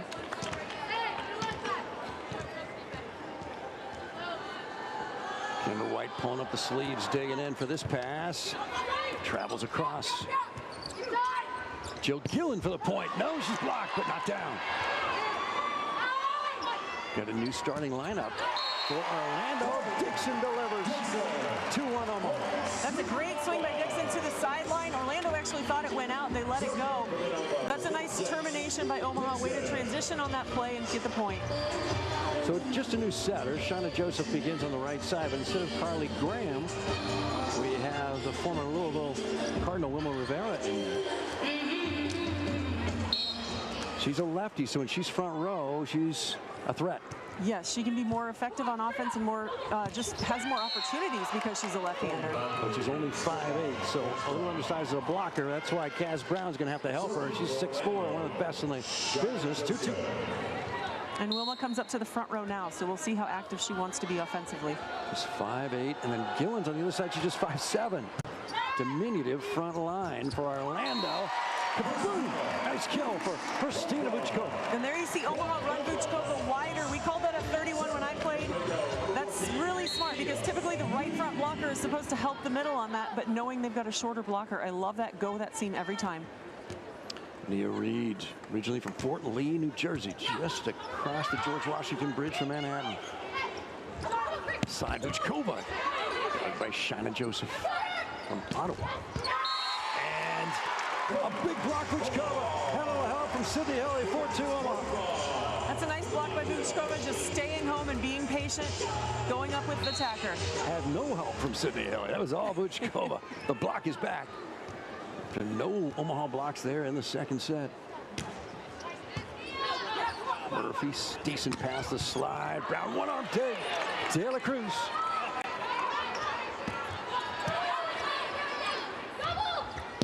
Gillen, no.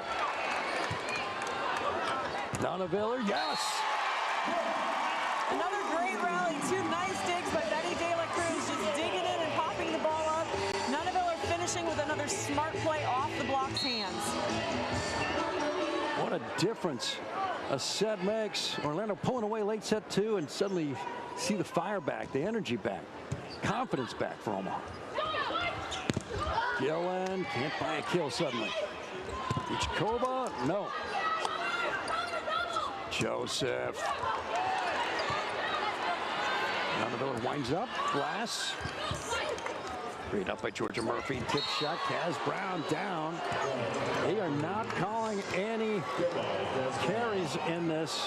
Vuchkova thought, hey, that was on her hand a long time. Vuchkova is having a conversation about it, but it has to be fairly obvious if they're going to call it at this level. And Kaz Brown is up there so high, she can throw it down pretty easily.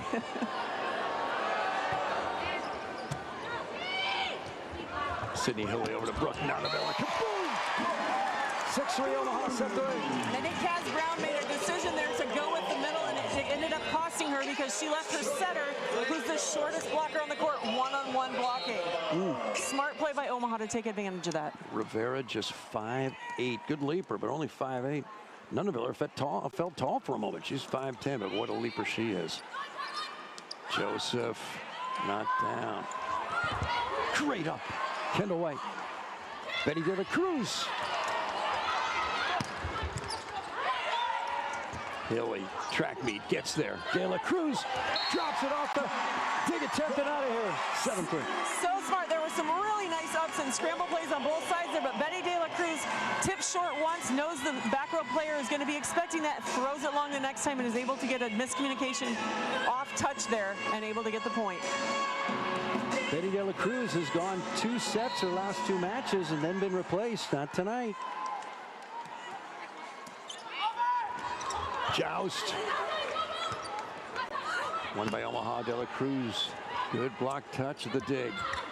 And a big block. Guess who?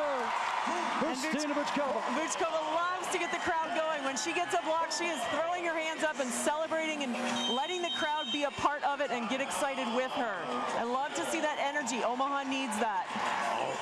Already 2 blocks for Omaha in this third set. 8-3 Supernovas, exploding stars at home over Orlando in the third.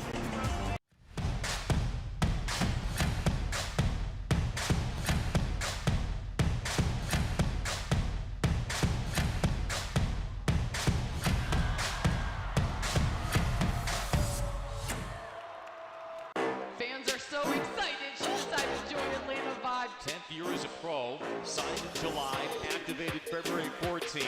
She had 25 kills in her opening match, coming out with the bang. Back set and across court, side out on Lasariva. First touch, making an impact in her home debut. Double change of speed, right over the double block, Lasariva. I think Ana Lasariva's making some fans fast in her home debut.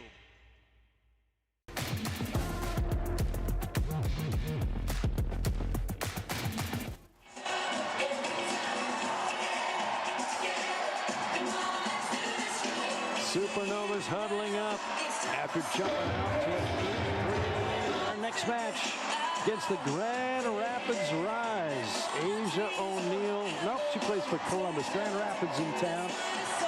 to face the Omaha Supernovas. It's right here. Thursday, March 28th, 7 o'clock. Get your tickets. The CHI Health Center hosting Supernovas and the Grand Rapids Rise. Grand Rapids in the middle of the standings at 4-4. Orlando 5-6, they're in 5th place. Omaha's in 2nd place, 7-4. Atlanta leading the way, 8-3.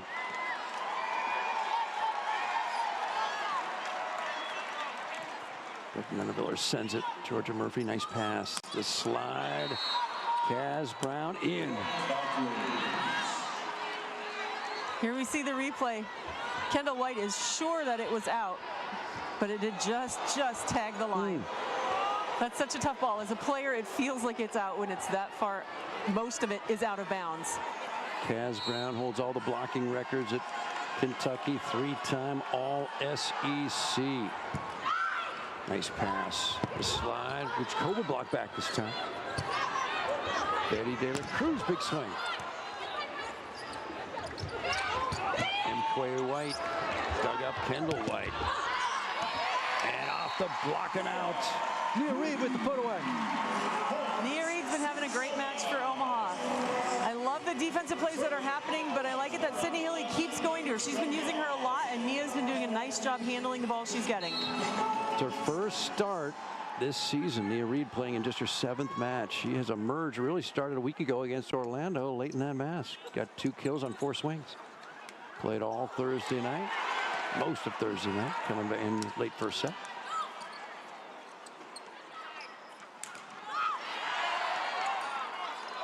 Anaya, another big swing. She's been quiet tonight.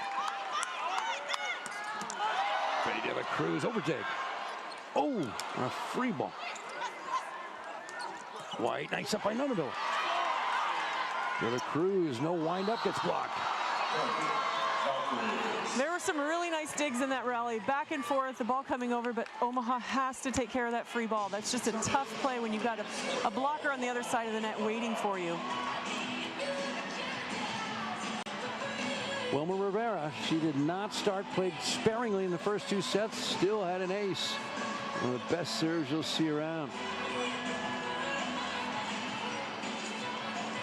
Yeah, that free ball that went to Nia Reed and she couldn't guide it to her setter. They went actually over the net back to Orlando. Yeah. Turning point in that rally. That's tough because when you get a free ball as a team, that should be a give me ball. Like we've got 3 options hitting, maybe 4 if you've got a back row attacker. You should be able to run anything you want out of that. So to give that ball back to the other team and then give them the free ball where now they have those options, it's just a really tough flip-flop. And it's basically a 2-point error because on a free ball, you're anticipating winning the rally in short order. Yes, you should, yes. Kendall White is very particular about the floor. She does not like any dampness on that floor, and she makes sure it is dry. Well, in this type of a court, if there is any kind of moisture on it, it makes it very slick. So I totally understand her concern because you can really get hurt. And there have been players in the league that have had to sit out a match because they've slipped in water and hurt some muscles, that kind of stuff. So I understand her concern, but right now I think they've got something else on the court because they actually have a cleaner that they're bringing out. Well, just trying to make sure you don't want any dirt down there. Want to make sure everything's just right. Might be some lotion on the court. Yeah. I used to play with a teammate who would lotion up before the matches, so every time she dove for a ball, it would leave a grease spot basically, and it was awful. Did you tell her, hey, can you please stop lotioning up before matches? Several times.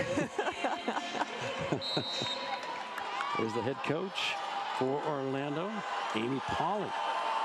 Played for Alabama, finished in 2009 as a player, a young head coach. Betty De La Cruz, not this time. Sharna Joseph gets dug. Nia Reed over dig. Challenge won by Betty De La Cruz. That was big.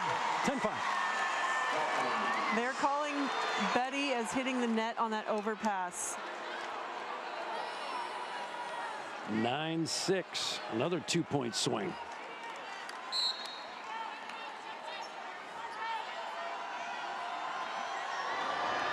Rivera. Wow. Out of system. De La Cruz only roll shots it. Joust. Great save by Rivera. Sydney Hilly behind her. Beautiful swing. Brooke Nunaviller, kaboom. Coming out of the back row, and I like that attack. Tori Dixon handled the first ball over. She gets up and is able to hold one blocker. Brooke Nunaviller going up and just cutting the ball. It's a smart shot. Boy, she just sees the floor so well. Triple block in front of her and somehow avoids all 6 hands. She does a really nice job seeing the block and hitting angles. MK White, kaboom. Feeling it. This is the lineup we anticipated, with Rivera starting and playing at setter. Carly Graham, though, instead played the majority of the first 2 sets. Yeah, I'm not sure the reason for the change, but Rivera has stepped back in, and I think she's doing a nice job running their offense again. She's been running it the majority of the season, and they've been hitting well off of her.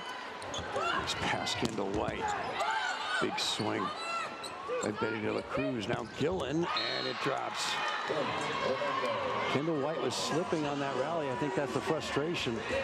And here we have towels out again.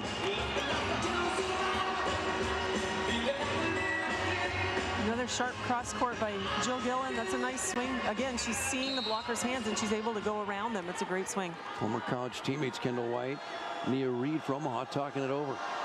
Only a 2-point lead for the Supernovas suddenly. It had been 5. Quick attack, Tori Dixon, no. Rivera, Jill Gillen, great pancake. Sydney Hilly. Fade up, but and it travels. So kaboom, 1-point game. Omaha's been passing pretty well on service, but their hitters just aren't terminating right now. I think they're getting the sets they were running plays, but they've got to be able to put the ball away.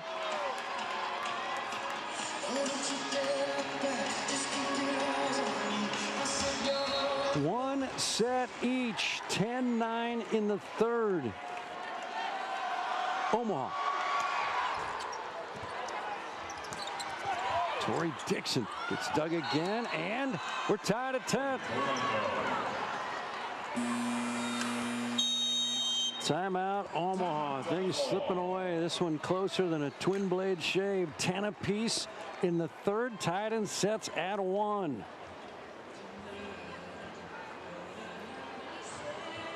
Omaha's got to take a minute here and just reset. Some of these balls, that was just a nice reaction play by Orlando. They turn, they see the dig coming close, and they just poke it over, and it flopped right short in front of Kendall White. And I think she slipped again, which is why she's so frustrated with this floor. She feels like it's wet or something because she's not getting the traction trying to move forward to dig that ball. Together, Franklin Sports and the Pro Volleyball Federation are shaking up the world of volleyball. Franklin is the provider of the Real Pro Volleyball, the exclusive ball of the Pro Volleyball Federation, and the ultimate volleyball for our world-class professionals. You can get your own Franklin Real Pro Volleyball. Just go to franklinsports.com today. Well, this is the identical juncture we experienced on Thursday night. It was tied midway through the third, 1 set each, and thereafter it was all Atlanta. It's a big juncture for Omaha's confidence. This is a team that had won 6 and 7 before Thursday night. They had a carload of confidence coming back home after being on the road for 6 out of 7 matches. They're smiling, they're feeling it, they're talking, but make no mistake, this is an important juncture right here. I agree, John. I think this is a really important match, and this point right here is important because they can feel the momentum changing. So they've got to do something to stop this and get the momentum back. Adora Nye, pass by Kendall White, beauty. Tori Dixon still gets stuffed. 11-10. MK White. It looks to me like Tori Dixon is getting underset here. She's kind of hitting low, trying to shoulder the ball. I think that ball either needs to be higher or further away from the setter to give her some room to work. Tori has struggled offensively since that first set. Uh-oh, an overpass. It is all Orlando right now, 12-10. It was 8-3. Omaha, and Orlando's won 9 of the last 11 rallies. Orlando has definitely turned it around, and they're playing very aggressively. They're feeling the rhythm right now. Sydney Hilly feeds. Mia Reed, whistle, net violation, Orlando. Omaha needed that. They did, and Nia actually had a great swing on that ball. We win the point because Orlando was in the net, but she hit a high ball off the block. Block touched high out of bounds deep, so it would have been a point either way. It's a great swing, and I believe even though they got the point because of the net, she feels the confidence and the relaxing because she knows she hit a great ball there. Should be a great time for one of those De La Cruz aces. No, great pass, Georgia Murphy. Shaina Joseph, great rescue by 3 collaborating Supernovas. Shaina Joseph banks it off the block and out. 2-point lead. 2 really nice swings there by Joseph. It was a great defense by Omaha on the first one, but she takes 2 really nice high swings. She's hitting over Brooke Nunaviller right now, and she's just swinging high and being really smart with it. MK White, James Madison University. Nice pass, Kendall White, Penn State. Brooke Nunaviller, Oregon, Doug. And a miss hit by Adora Nye, not happy. No. As a hitter, that's a hard ball to accept, but I like that she was trying to be aggressive. I think she's making the right play. She's trying to stay aggressive on it and just goes in the net.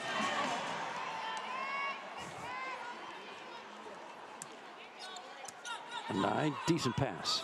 Rivera behind set. Joseph this time stopped. Nia Reed for the tip. Great up by Georgia Murphy. That was a pancake. Nunaviller, another take by Murphy. Rookie out of Oregon. Oh, tight. And Nunaviller tools the block. Point Omaha. That's a really difficult play by Nunaviller, but such a smart play. That ball is tight, and for a shorter player especially, it's hard to get to those tight balls sometimes, but she does a great job of finding the hands and tipping it off them out of bounds. Shaina Joseph saying, hold everything, I didn't touch that. So we got a challenge. You get 2 challenges per set. I've never seen a team run out of challenges with all these cameras. You don't challenge much. Exactly. There's almost no line challenges as far as in-out because the camera shows the referee the ball every single time. So even if you thought it was out, the referee can see it, and it's very clear very quickly. Chair official talking to Frisco, Texas. They're checking the screens. We're told that the challenge involves the touch, and the claim by Orlando is there was no block touch. Boy, if you want to figure out what's really going on in your household, get the Bolt 6 system. I think I need that for my kids. Yeah. Who didn't do the dishes? Let's go to the Bolt 6. I mean, they've got eyes everywhere. Yeah, who spilled the milk? All right, turn on the Bolt 6. 22 cameras, it'll tell you what's cooking. For sure, they'll get a clear view of it. And here we go. And I think the ball came out spinning strange, but it's just because of the way Brooke was reaching up trying to tip it, because I don't see a touch there either. No touch. Reversal, point, Orlando, and you get the challenge back when it's successful. See, they still have 2 more. Yes, if you're successful, you get to keep your opportunity for that challenge, which is how it should be. Amy Pauley's the head coach. She's wearing gear. She's younger than some of the Supernovas. Tip shot. Will drop. Gillen. Wow. Firepower. Drops. 15-12. Orlando leading by 3. We're tied at 1 set each. Jill Gillen there with a nice high swing that just rattles between the blocker's hands. And that's such a quick reaction play for Hilly to have to make. Gillen. 45 to 60 swings a night. We'll get you a count on how many she's already taken tonight. And Shaina Joseph blasts it out of bounds. Service error number 7 for Orlando, 8 for Omaha.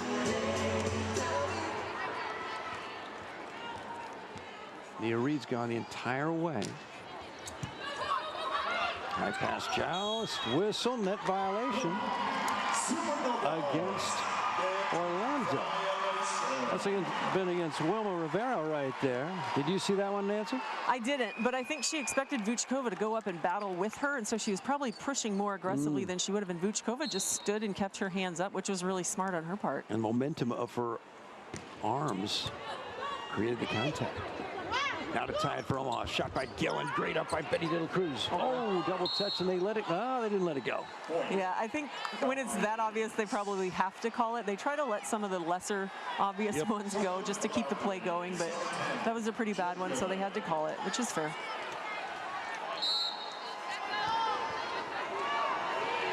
Omaha led 8-3. Still trying to get back into it and tie it. Service ace, Jill Gillen. Twinkles the twine. 17-14. two leading serving teams in the league. Omaha comes in averaging more than 5 aces per match. Orlando a little more than 4.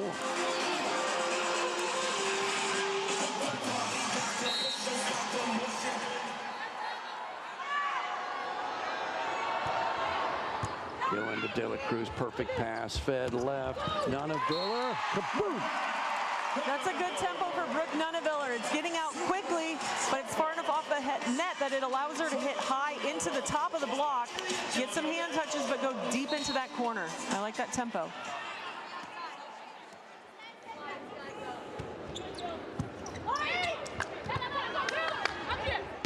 Anai down. 18-15, 7 away for the third set for Orlando.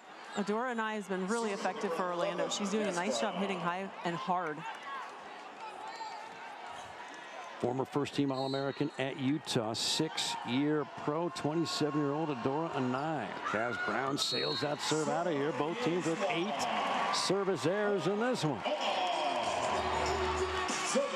Omaha's getting some chances here with Orlando missing serves. We've got a couple of them there now in just a short period of time. I'd like to see them take advantage of that, get some momentum back on their side. Serving sub, Paige Briggs, Western Kentucky, the Hilltopper. Checks in.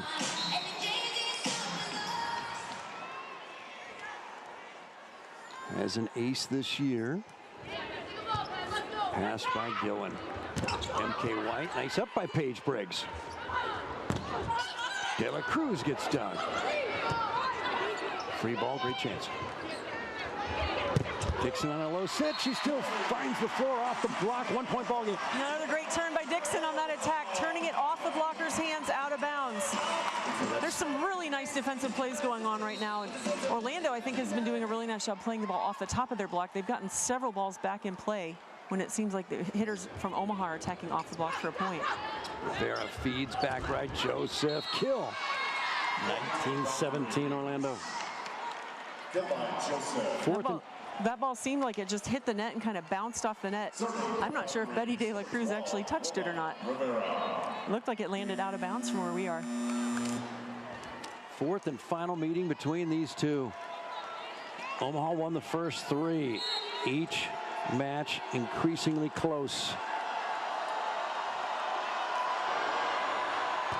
Wow. Kendall White somehow gets the pass off. Nia Reed gets dug. Anai blasts away in 2017. That is such a high, deep shot from Anai. Wilma Rivera, every time she's gone back to serve right now, has been going on runs. Omaha has got to side out and get out of this rotation quickly. Eerily reminiscent of Thursday night for Omaha right now. Rivera, nice pass, Nunaviller. Betty De La Cruz needs it, gets it.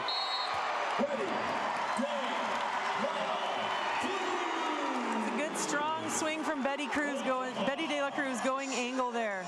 Cutting it inside and tagging Anora Anai on the opposite side. Wrist away shot by De La Cruz. Oh, served by a quick attack, Michaela White. De La Cruz, yes! 1-point game. Very smart shot by Betty De La Cruz there again. I like that she's moving the ball around and hitting to different places. She's got all the shots. She does. She's very experienced, and it shows in times like that. 10 years ago, maybe she would have relied on the high velocity shot a little more often, but boy, she's crafty. A 9 great up by Nunaviller. Got to tie this thing. De La Cruz gets it. This baby's tied. Another great shot by Betty De La Cruz, but started off with a great dig by Nunaviller there. Defense is what wins. Boy, if Hilly were tracking her steps, I mean, she's gone miles tonight chasing down these digs. Joseph. Great up by Kendall White and De La Cruz. Free ball over. 20-20. Joseph, 21-20, Orlando. Two nice swings by Shaina Joseph there. Great hustle play chasing that down by Kendall White and by Betty De La Cruz turning and having to quickly play the second ball. But Shaina Joseph comes back on the free ball and gets another nice swing off the block hands. We went 5 last Saturday night in Orlando, these two teams. maybe a repeat tonight. Orlando has never been swept or been involved in a 3-set match, so they always go 4 or 5. They are used to longer matches. A nine. Wow. Perfect timing for Orlando. 22-20. She did that earlier in the match as well. She just comes and takes a little bit off of it and just drops it short. And because she's such a hard attacker on her serve, it's hard for the passers, I think, to recognize it quickly when she's taking something off and going softer. 22-20. Tonight's scoreboard there at the bottom of your screen is brought to you by Liberty First Credit Union, banking with purpose. Find out more at libertyfirstcu.com. 22-20. Big moment here for Omaha, maybe not just in this match, but in this season after dropping Thursday night's match. And it was close early in this set. In fact, it wasn't so close. Omaha led by 5 at the top of this set, and now trails by 2 late. And that score bar is also brought to you by the Aurora Cooperative. Go green with E15 and fill up at your nearest A stop today. 22-20. Everyone's celebrating St. Patrick's a little bit early. No, St. Patrick was not a partier. He was a saint and brought Christianity to the Emerald Island. And when the Americans got involved, they're like, let's not make this a humble Christian holiday. Let's make this a little more secular and a little more festive. Yeah, a little bit more of a party holiday. It's a little more, that's kind of the crib notes. He passed away in the 7th century. It's been a while. 22-20 Orlando in the 3rd set.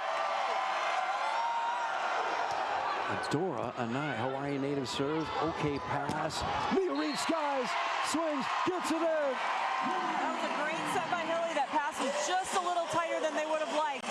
But Hilly's able to go up and set a really hittable ball to Nia Reed, and Nia goes up and hits a great swing on that.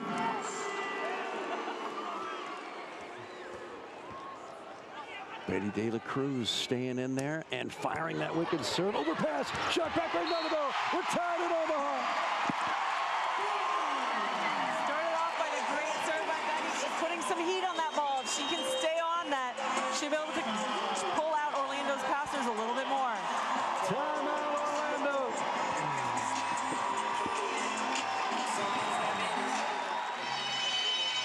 Good turn there by Nunaviller, turning it away. Great serve by Betty De La Cruz. That's tough to defend. It is. Coming right back at you. 22 each, nick of time. Betty De La Cruz enters stage left and 2 tough serves. And now we're locked at 22. All right, Nancy Metcalf, what's the strategy right here? You're playing defense, you're serving, advantage, serve-receive team. Yeah, but Omaha of late has been able to stop these side-out opportunities by Orlando.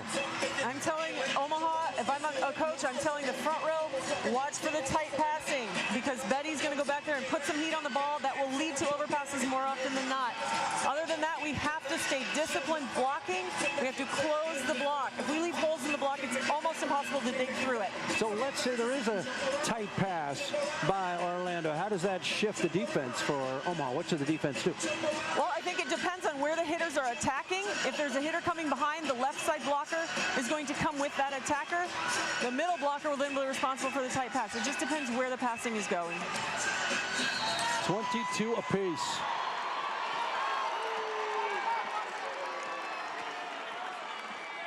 Defenders dig in for this pass. De La Cruz swings.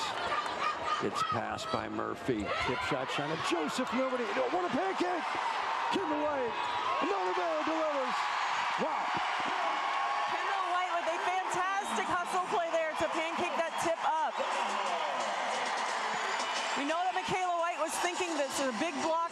I'm going to just tip right over him because the defense has to be dug in behind them. And Kendall comes flying up the line to pancake that ball. Great reaction by Tori Dixon to get in there and help.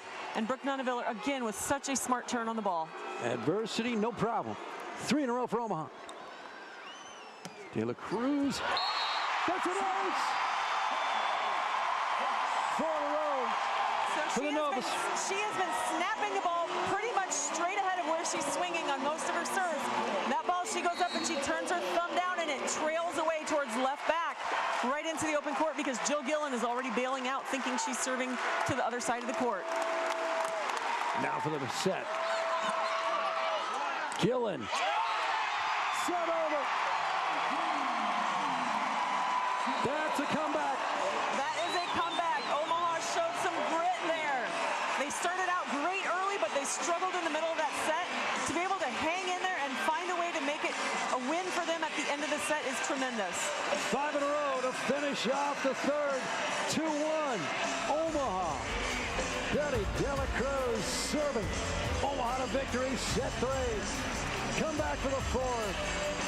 2-1 Novas. Our day has dawned. A new horizon is upon us. Inspired by the many who came before us, together on a path to achieve something extraordinary. Do you hear the groundswell? We are at the forefront of a revolution. Empowered, inspired, together. We didn't get here alone. This is our responsibility. We are creating a new major league on the greatest stage volleyball has ever seen. Pro Volleyball Federation is real pro volleyball. Now is our time. Communities will come together. History will be made. We are one. Today, we are inspired. Today, the light shines on us. Today marks the beginning of the next chapter. And we're writing it together. Rally with us! NCAA women's volleyball will never be the same. Students of the game will study this era for generations. But we're only getting started. Sign up for pre-sale, news, and more at ncaa.com/volleyball.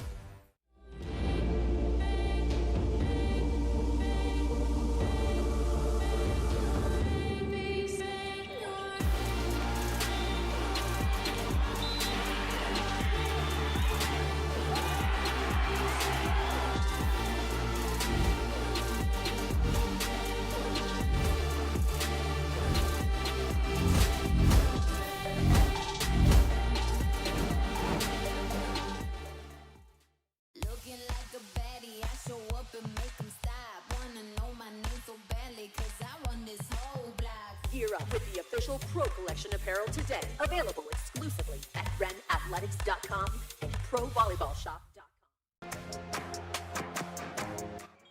Feels like the 7th inning stretch at Fenway, Nancy. It's the full rendition of Neil's Diamond singing Sweet Carolina. They're loving it. We're not sure exactly the official attendance. More than 11,000. Take a look a moment from now. This crowd is into the song. They are loving it. Those last few points for Omaha totally turned around the energy in this building. The crowd is right back in it right now.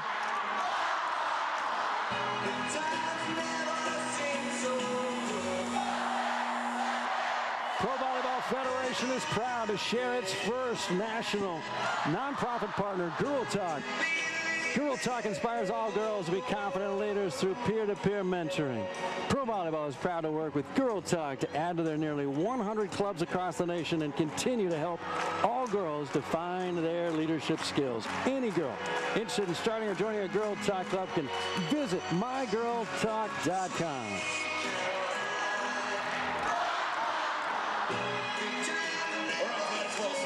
Omaha doing such a good job to get the momentum back at the end of that set. They need to continue pushing right now to maintain that momentum and not let Orlando back in. Omaha won the last 5 points of the third set, and Sydney Hilly sends that serve out of here. 9 service errors, did I get that right, for Omaha, 8 for Orlando. I believe so. Kaz Brown, Waterloo, Iowa, into the net. All right, Nancy, you would know, why is volleyball in Iowa so strong? Why is that such an incubator of great volleyball players? I don't have the answer to that, JB. There are a lot of great players that come out of Iowa. Michaela Fecky for Nebraska was another one, and I don't honestly know. We love volleyball in Iowa, so maybe that's part of it. I don't know. Nancy Maindring came out of there. Quick attack, Michaela White down 2-1, Orlando. Michaela White there just going up and turning the ball. That's a really nice play by her. Seeing Tori Dixon in front of her and turning it around past Tori. Wilma Rivera's serve is so fun to watch. Reminiscent of Micah Hancock. What a pass by Kendall White. Unreal. Nia Reed gets blocked, but it lands in. Point Orlando. 3-1 in the fourth. Wilma just goes up and goes after the ball hard. She's not a super tall server, but she's got topspin on it, and she's attacking that ball hard when she's serving. She's given the Omaha team all they can handle for passing. They're doing a good job handling it, but she's not making it easy on them, and she's had runs almost every time she's been back there to serve.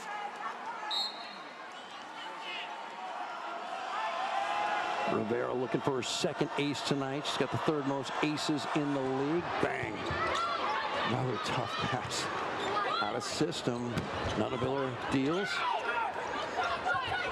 Joseph tight to the net. Block back covered. Nye down. That was a difficult ball for Anaya. It was tight to the net. It was inside, but she does a really nice job going up and just doing a controlled shot cross court, just out of the reach of Nunaviller. She was so close, and she knew it as soon as she missed the ball. This one could be going 5. Orlando's 3-2 in 5 setters, and Omaha's 1-2. 2-1 in sets right now.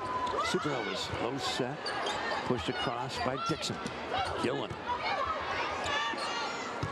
Great chance here for Nia Reed. One-arm dig, Georgia Murphy. Fabulous former Oregon Duck libero, now with Orlando. Nunaviller. Great up.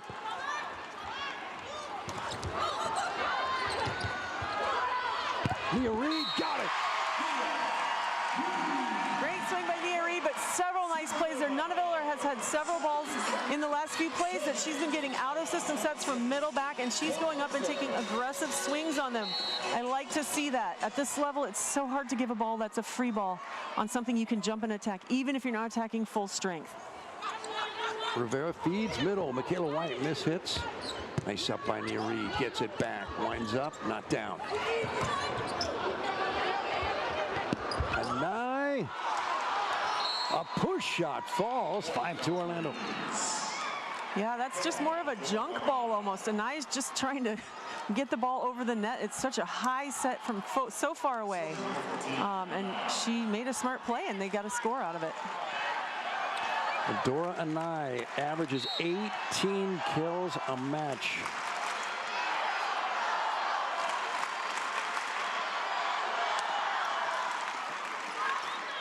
Another out of system attack. It's going to come from Nunaviller. Gets stuffed. It lands wide. Point Omaha. Big break there for the Novas. Another tough swing for Nunaviller coming from back middle court, having to hit the ball off the net, not seeing the block well, but she does a great job turning it off the block and is able to tool them out of bounds. Having fun at CHI Health Center on the banks of the Missouri River, downtown Omaha. Eastern Nebraska, big swing. Gillen block back. Kuchkova, Sydney Hiller. 1-point ball game. Great blocking play here by Omaha, just getting over the net. They were in system, they were in rhythm together. It's a nice blocking move. Only one gets credited with the block here at the pro level. That is true. You don't share blocks in pro volleyball. Service error number 9 for Omaha. Their first in a long time, though.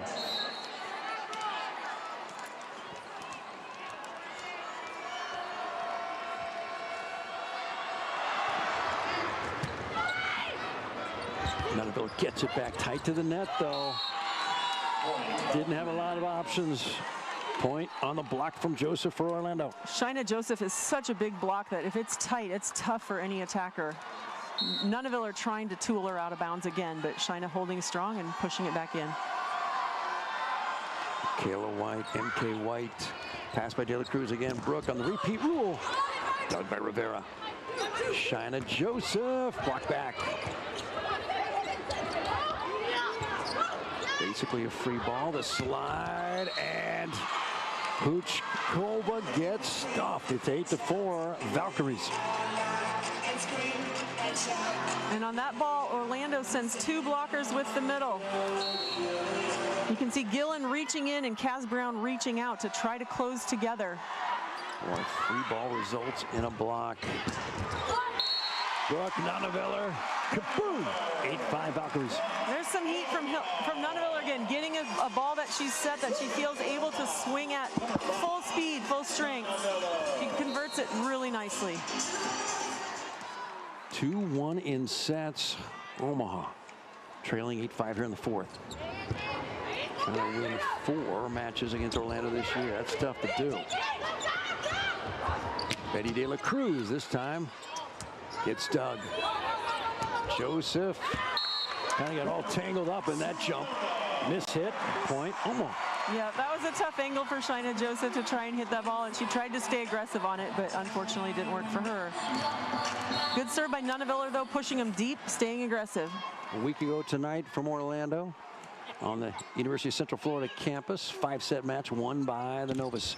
Big block, Vuchkova, 6-4, gets in front of 5-7, Jill Gillen, 8-7. And she's getting so far over the net, inside against Jill Gillen, who's coming in to try and hit that ball. That's a great block setup. I like where Vuchkova is on that. Joseph, and another block. Betty De La Cruz just waiting. Another great block setup. She's in a great spot, reaches over, hands over the net. 4 in a row for Omaha.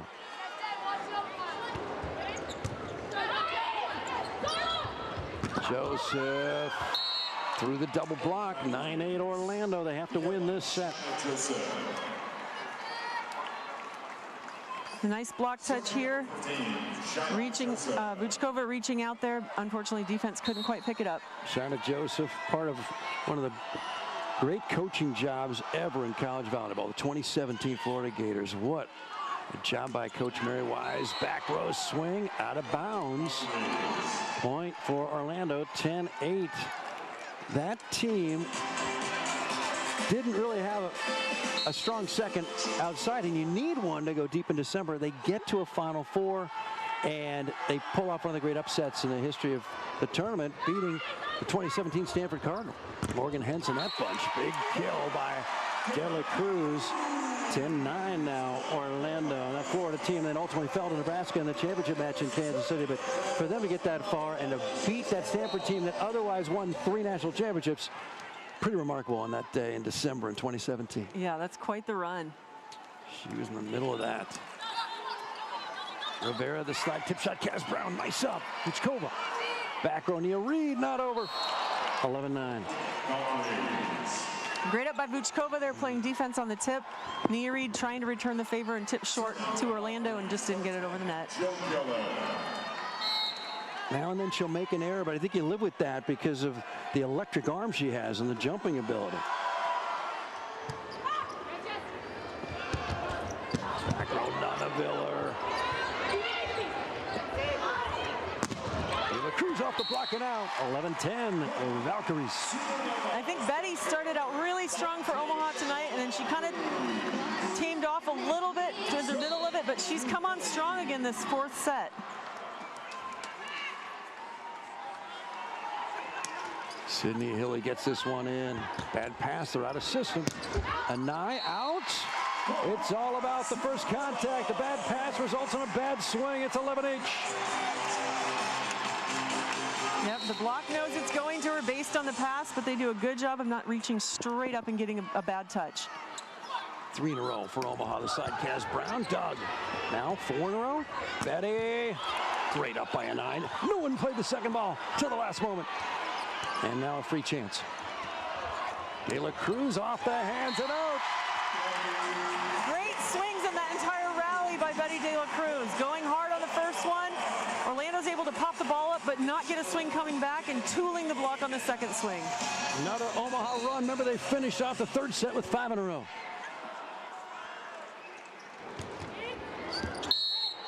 Oh, second service error by Sydney Hilly here in the 4th set. 12-12.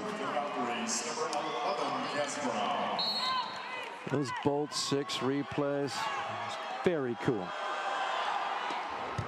It is really cool how technology has just changed what they're able to do for game speed, for accuracy of calls. Back row, Nunaviller. Big block, MK White, 4th highest number of blocks in the league, 13-12 Orlando.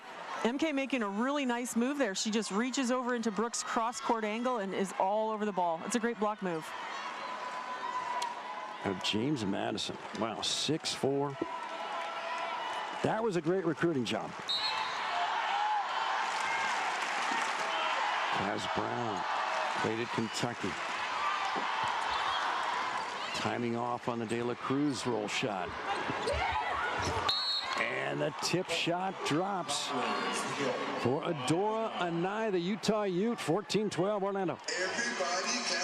That's a nice location for Adora Anai, but Omaha focused on that this whole week of practice, Coach Bird said. So she's got to be frustrated that tips are falling yet.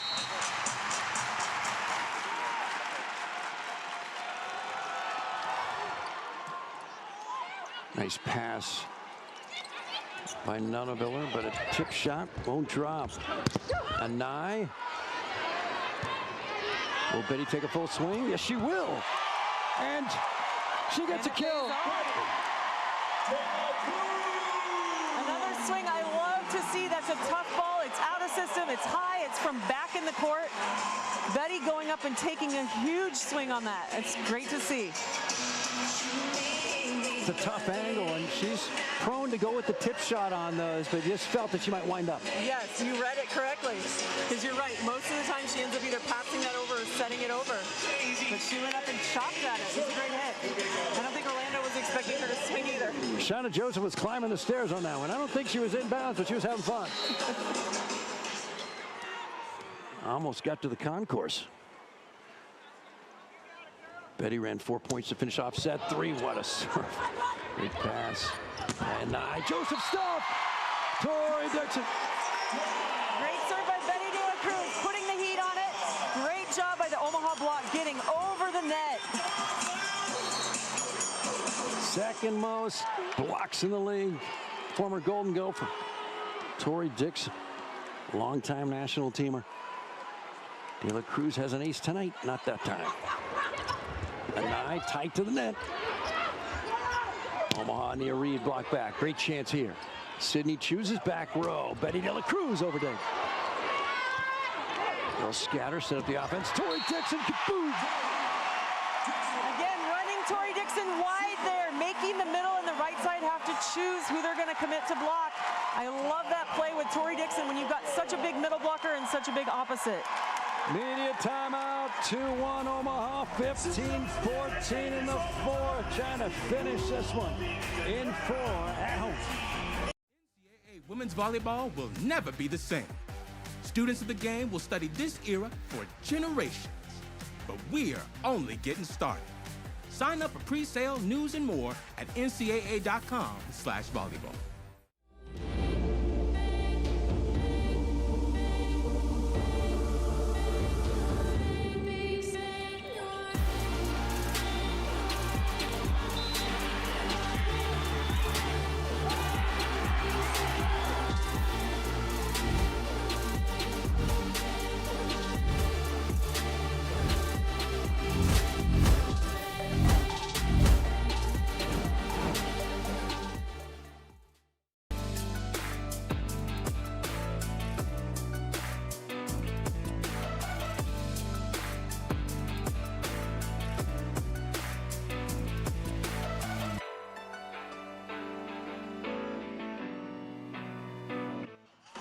Omaha fans have done it again.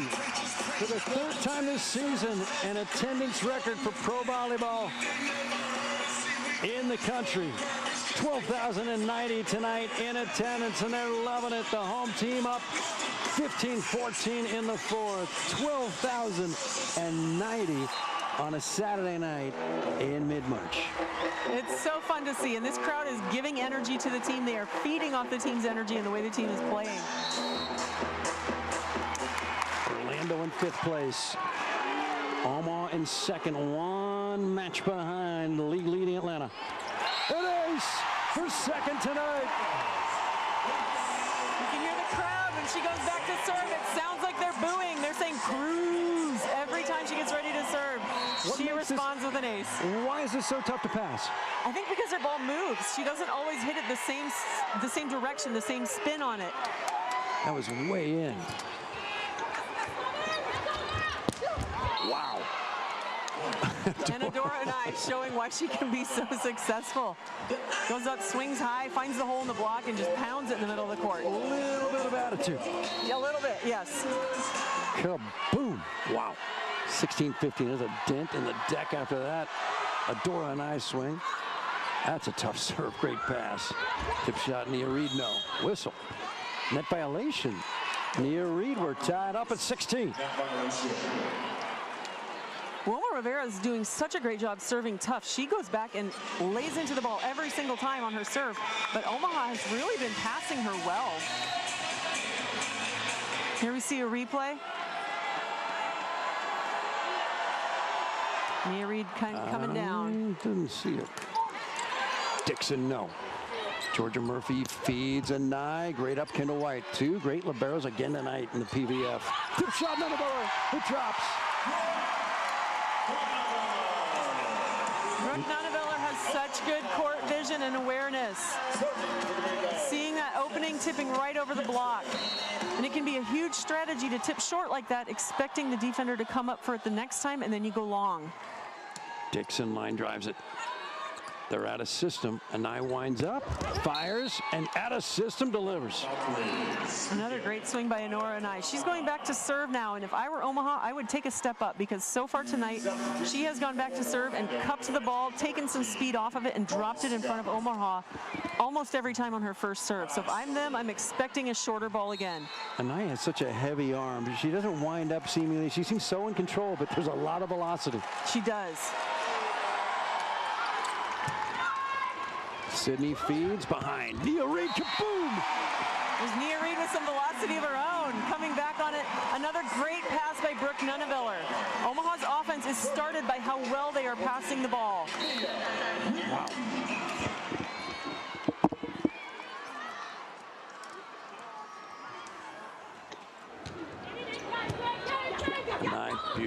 Beautiful pass.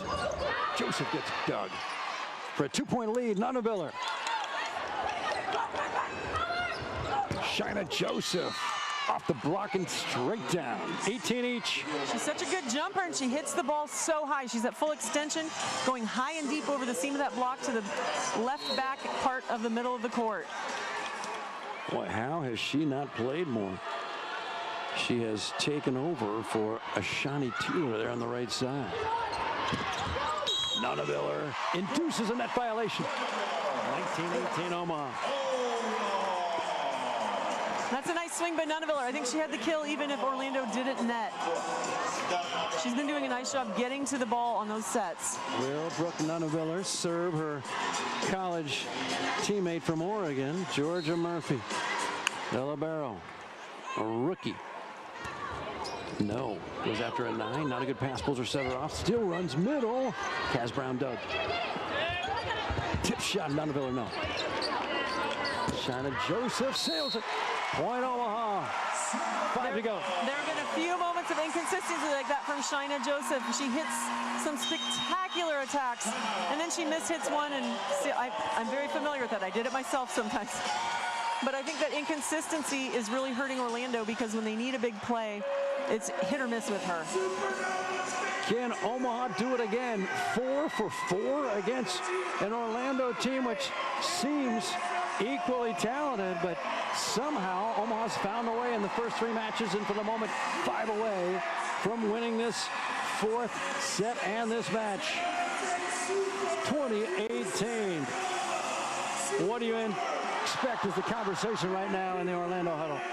They've got to pass the ball. The last several services, they're getting it up. They're not getting aced, but it's on the 10th line or maybe behind the 10th line, or a ball that Wilma Rivera is having to bump set, and that just takes a lot of momentum out of their offense. So they've got to get in there, pass a good pass. They've got some really potent offensive attackers in the front row right now. They need to be able to use them. Carly Scott checked in for the moment for Orlando, and then the head coach, Amy Polly, changed her mind and put Jill Dillon back in there. Yep, and I think that seam between Jill Gillen and Adora Anai. You stay away from the libero right now. You go after the front row attacker, if anything, but the seam between them is great because it makes both of them have to make a decision. Dunaviller deals. Not great pass. Kaz Brown blocked back. Now Joseph. Here come the Novas. Mia Reed. Got it! Great block touch by Omaha on that first attack. Kendall White with the control ball up. And Nia Reed just pounding the ball high hands off Jill Gillen, taking advantage of that shorter block. 4 to go. Gillen, wow, that's power. Then she has a really quick arm. She's very dynamic when she jumps to that ball and she fires up after it. Her arm comes through so fast. She plays with such joy. Jill Gillen, what a pleasure she was to watch in college, and she looks like she has a very bright college career, professional career.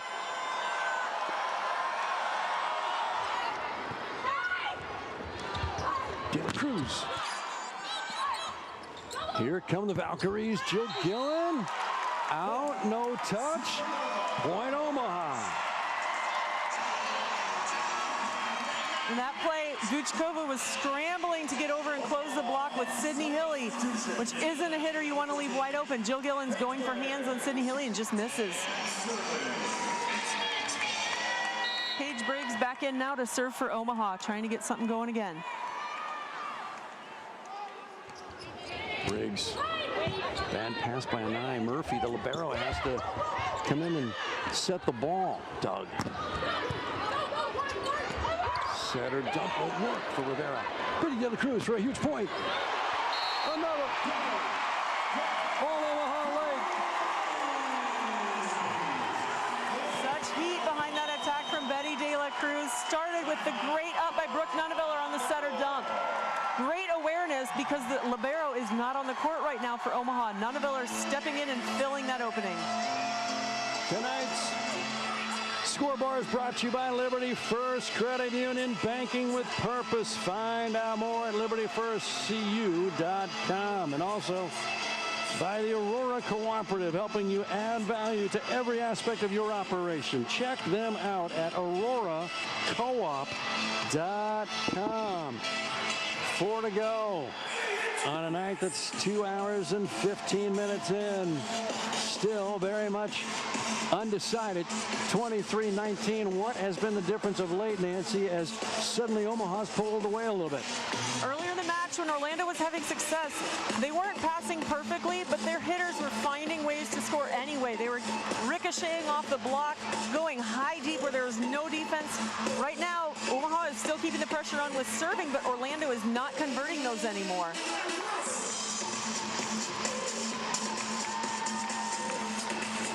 Paige Briggs checks in. De La Cruz is in the front row with Tori Dixon. Talking things over. Sydney Hilly front row. Expect Orlando to try to attack over Sydney, who's a fine 6'1" blocker despite being a setter. Here's Paige Briggs. Anai pulls her setter off. Rivera still runs the side. Time's off. Just a little bit of a miss set there with tempo and location on that set. Takes Kaz Brown. She can't reach it. Takes her out. Point for Omaha. 5 straight match point chances. Omaha. Briggs. Pass by Murphy. Kaz Brown bangs it. That's one. 24-20 now. 4 to go. Yep, that's a nice high swing by Kaz Brown. Going up and swinging high and deep. Just out of reach of Paige Briggs, who was going more cross court to try and fill that hole for digging. But Omaha's got another shot here. Jill Gillen's got to get it in. She's had some ill-timed service errors tonight, including set point in the first. Gets it in.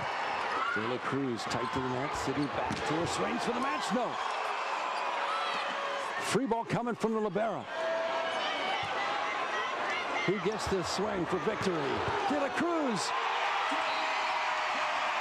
That's a winner. Omaha in 4 tonight at home over Orlando. And listen to this celebration. The crowd loves it. The team is excited. It's a great way to come back and respond to the hard stuff they've had earlier this week. It's just a good team win for Omaha. I love it. They went back to Betty twice in that rally.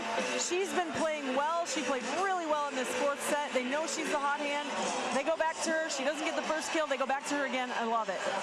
Omaha finishes the season 4-0 against Orlando. The Novas are now 8-4. Half of those victories against Orlando, which drops to 5-7 and further outside the top 4.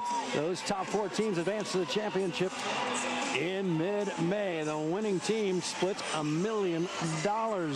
Stay right there. We've got some conversation with some dignitaries wearing Supernova gear when we come back.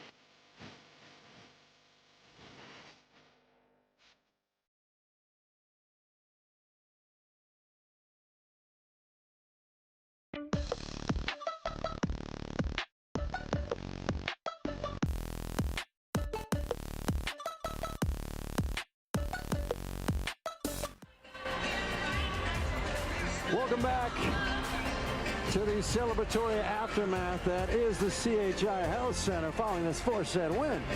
Omaha takes down Orlando for the 4th consecutive time with the Olympian Nancy Metcalf. My name's John Baylor, joined by one of the offensive catalysts. She did it all. I shouldn't limit it just to offense. Nia Reed, congratulations. Thank you. I appreciate you. Thank you for having me. All right, what are you doing that's making such a difference? Because the team struggled a little bit late in that match on Thursday night, and you were one of the bright spots offensively, and then again tonight. Thank you. I appreciate that. Yeah, I think one of my strong suits is just, being a net player. So just if I can score or if I can get some good touches off the block, that's what I come in and try to do. So I'm happy we got the win tonight, and I'm proud of my team here. It seems like you're equally comfortable in the back row as you are in the front. Is that fair? Yeah. I've been playing pro for 5 years, and sometimes I think my back row attack is some days better than my front row. But I try to come in and just take big rips. Yeah, I was also really impressed with your defense in the back row. I think you did a nice job. Your whole team has been doing a nice job digging balls. But what's your focus when you come into a match like tonight? Just be calm, be a spark. It's my first time starting, so just be patient, give yourself some grace and just try to be as loud as I can and take big rips. Awesome. How important, honestly, was it, Nia, middle of that third set when it was close, very similar to Thursday night when Atlanta pulled away, but not tonight. You guys hold on and you get the win. How important mentally was that for this team? I think it was extremely important.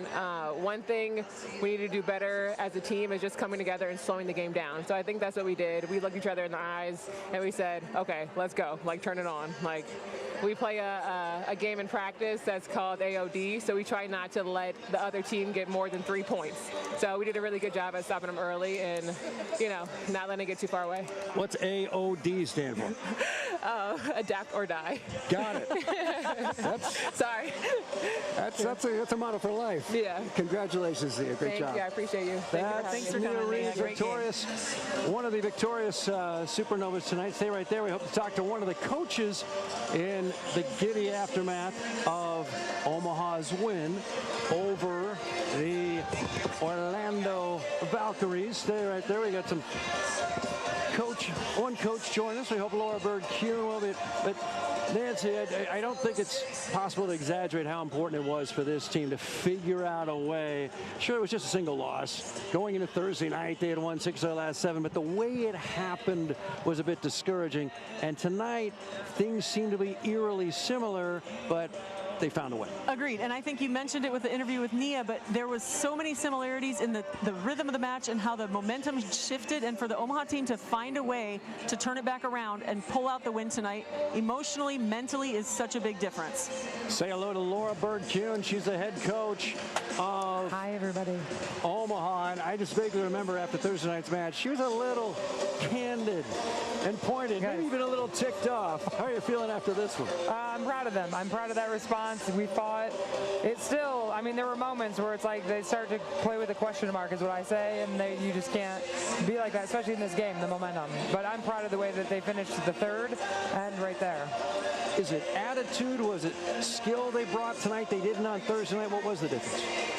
I mean, they're competitors, and they knew they needed to respond. And so I think it's just things you have to work through in the season. It's like mid-season, I think we were getting comfortable, but I'm proud of we fought, and it wasn't pretty. And there were some ups and downs, but they stuck in, and they stuck in it together out there. I mean, it didn't feel like the normal, but it was good. I'm proud of them. Playing the team 4 times. It's tough. Yes. It's tough to beat anyone twice, much less 4 times. Yep. One player that personified how different the evening was tonight for you was Betty Layla Cruz. Yes. We didn't see her on the floor after set 2 on Thursday. We definitely saw her after set 2, and she served the final 4 rallies in set 3 and was pivotal in set 4. Yeah, and that's Betty. I mean, sometimes like it takes that, and it's her. I think that is her experience. That's like the veteran in her that reads the game and feels the game, and I think everybody trusts her. I know that it looks a little different sometimes, but she turns it on. She knows how to read the game and feel the flow like that. That's the head coach, Laura Bird-Kuhn. You've won 7 of 9. Pretty proud? Proud, but we've got work to do. Always, there's work to do, but I'll take that. I mean, you need to win the grind matches, and Orlando's a great team. We knew they were going to be tough, so I'm proud of that finish. You think the crowd was okay tonight? The crowd was awesome tonight. The Shamrocks that were lit up over here, I need to find that guy, because I need to like maybe hang out with him wherever they were hanging out tonight. Green's your lucky color. Whenever you need a big win, everybody come back in green. Put your green on. We got it. We'll be there. Nancy, final thoughts? I agree with you. I was proud of how the team rallied. I think in a tough match like this, coming off of some uncertainty from Thursday, it's such a big defining moment for your team to see how they respond and react. Yes. So I loved the way they came together. I thought they did a great job communicating through some of the tough points. Yep. What was your focus when you brought them in tonight? What was the thing you wanted them to focus on the most? The response, and just seeing them execute, but staying on the same page. Like there are moments when it gets chaotic, and it happened tonight, and learning from the past and changing those moments. How can you communicate with each other better, maybe a different tone, and you learn that. So you have to learn when you go through things and experiences, and I saw a little bit of a change in that tonight. Yep, I thought it was great. Coach, congratulations. Nancy, thank you. Thank you all for joining us tonight. Nia Reed and the head coach, Laura Bird-Kuhn's Supernovas victorious tonight before a record crowd, more than 12,000 tonight. 3rd time they've set an attendance mark here in Omaha, and the Novas have won 7 of 9. They're just a half match behind Atlanta at the top of the Pro Volleyball Federation. Good night, Nebraska.